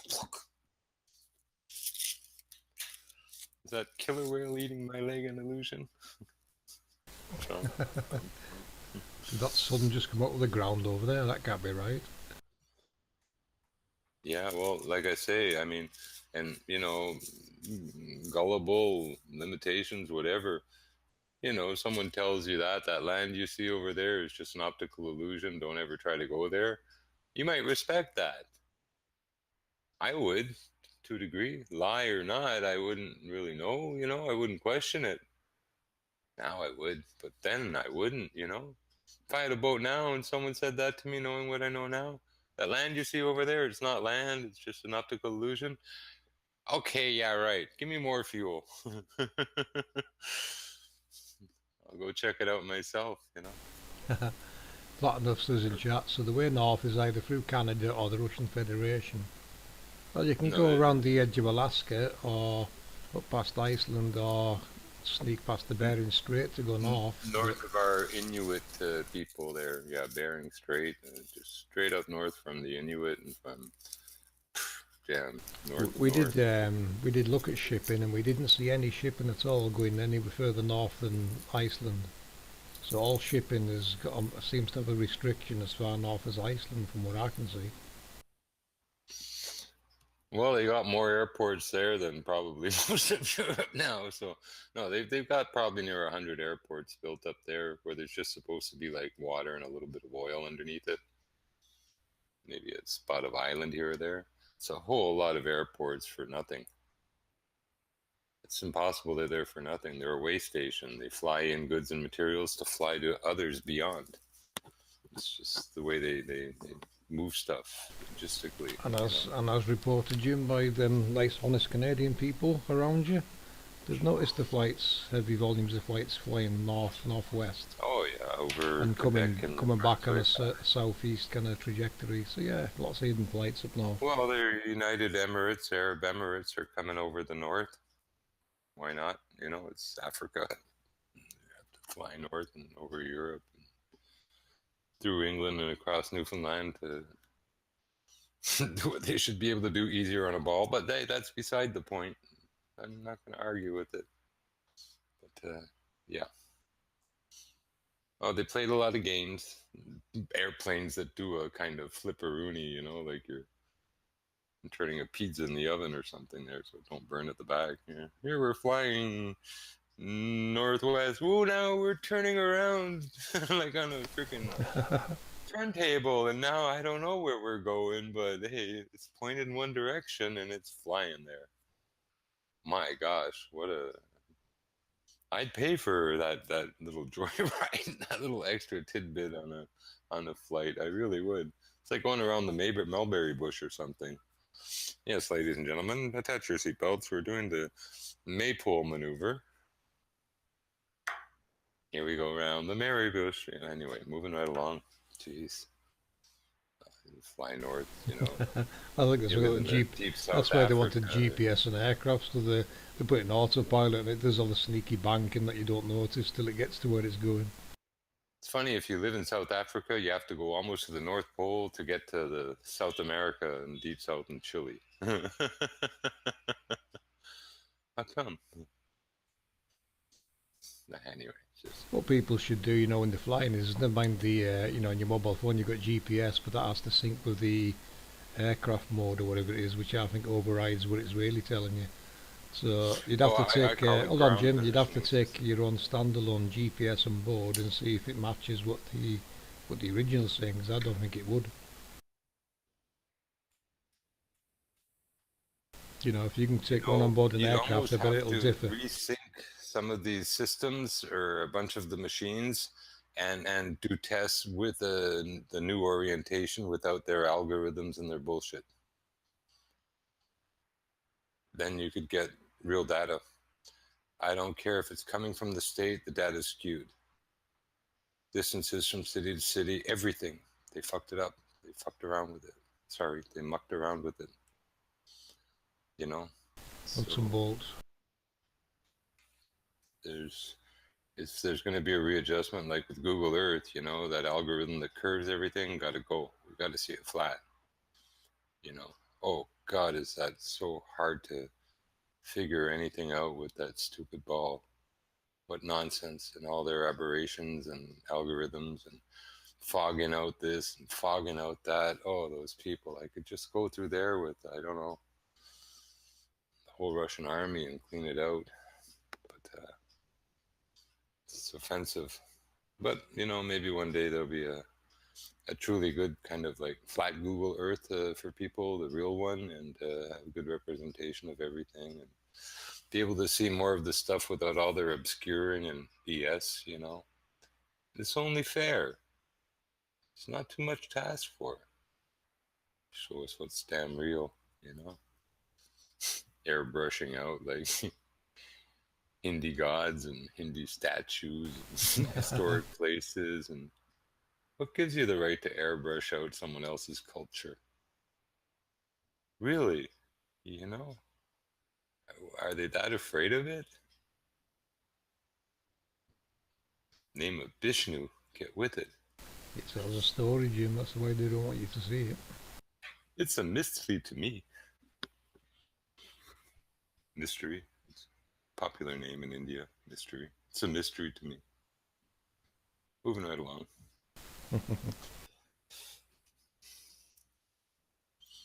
Looks like India's joining the space garbage bullshit, doesn't it? I wonder what their what's their gift for joining the crap? Are they gonna, India's got its caste system. Are they going to get its Illuminati's, their British influence? What's their presence? Are they going to get an accelerator like China for their involvement? No, I don't know. They do satellites and blow a lot of them up apparently. So they're in the disposable insurance, you know, system of things with the space agencies. Yeah, we'll insure all this garbage and, you know, junk for 30 million. That enough? And blow it up for them. And I'll collect. They don't even have to have junk on board this shit when they blow it up. Makes a good show. I see people still using that space footage, space footage, where you see things moving around. I commented on it earlier because Roger on Mud Fossil University was quoting some space stuff and using some footage NASA had put out, which people assume was in space, but when you study it, CGI. well, no, it's not even that. They had a camera in the water, and what you were seeing was pond life swimming past. That's what you're really looking at. It was an What were you seeing swimming past? pond life. They obviously had the camera in a pool that they hadn't sterilised. Pond life. And you was, yeah, little creatures in the water. You know, it was if you look at the footage, it's underwater. And these things streaking across the face of it were just creatures caught in the light. Astronaut Hamamine. No, it was just a pond, an unsterilised pond, and you were just seeing the pond life swimming around. That's what it really Well, was. it could have been little swimmers of the astronauts or something. They could have been having some fun earlier.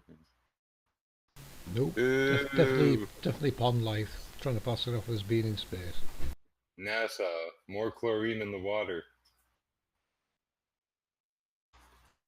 We're seeing astronauts spew swim by.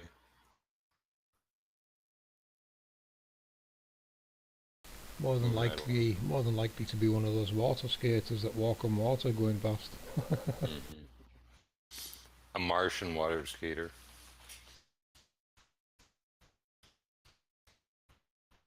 Because we gotta have stories of water on Mars. There would have been little spiders with those 4 legs that float on water there. Hey, we've been going for 4 hours now, guys. You want to call it a day? That'd be good. I'd get some lozenges and get my voice back. Yeah. How about you, one? How about you, one? You want to go a bit longer, or? No, I'm fine. Does that mean end stream or carry on? And we can end the stream, yeah. Right, okay, we'll shut it down now then, guys. So yeah, thanks all you people in chat, you lovely people that's come and listened and tolerated us for 4 hours. Thanks for listening in. We hope you take on board the research we've been doing. Take it away, consider it, see if it works for you. Sorry if we missed questions too or anything. It's unintentional. We just get caught up in, you know, the gab and just... So if we missed anyone and their questions, we do apologize in advance and try to get to them later. Maybe watch it. Who knows? Yeah, we'll be back sometime soon with a nice presentation to show you all as well. Look forward to that day. What say you guys? Aye. Have a good night, all. Yep, have a good night.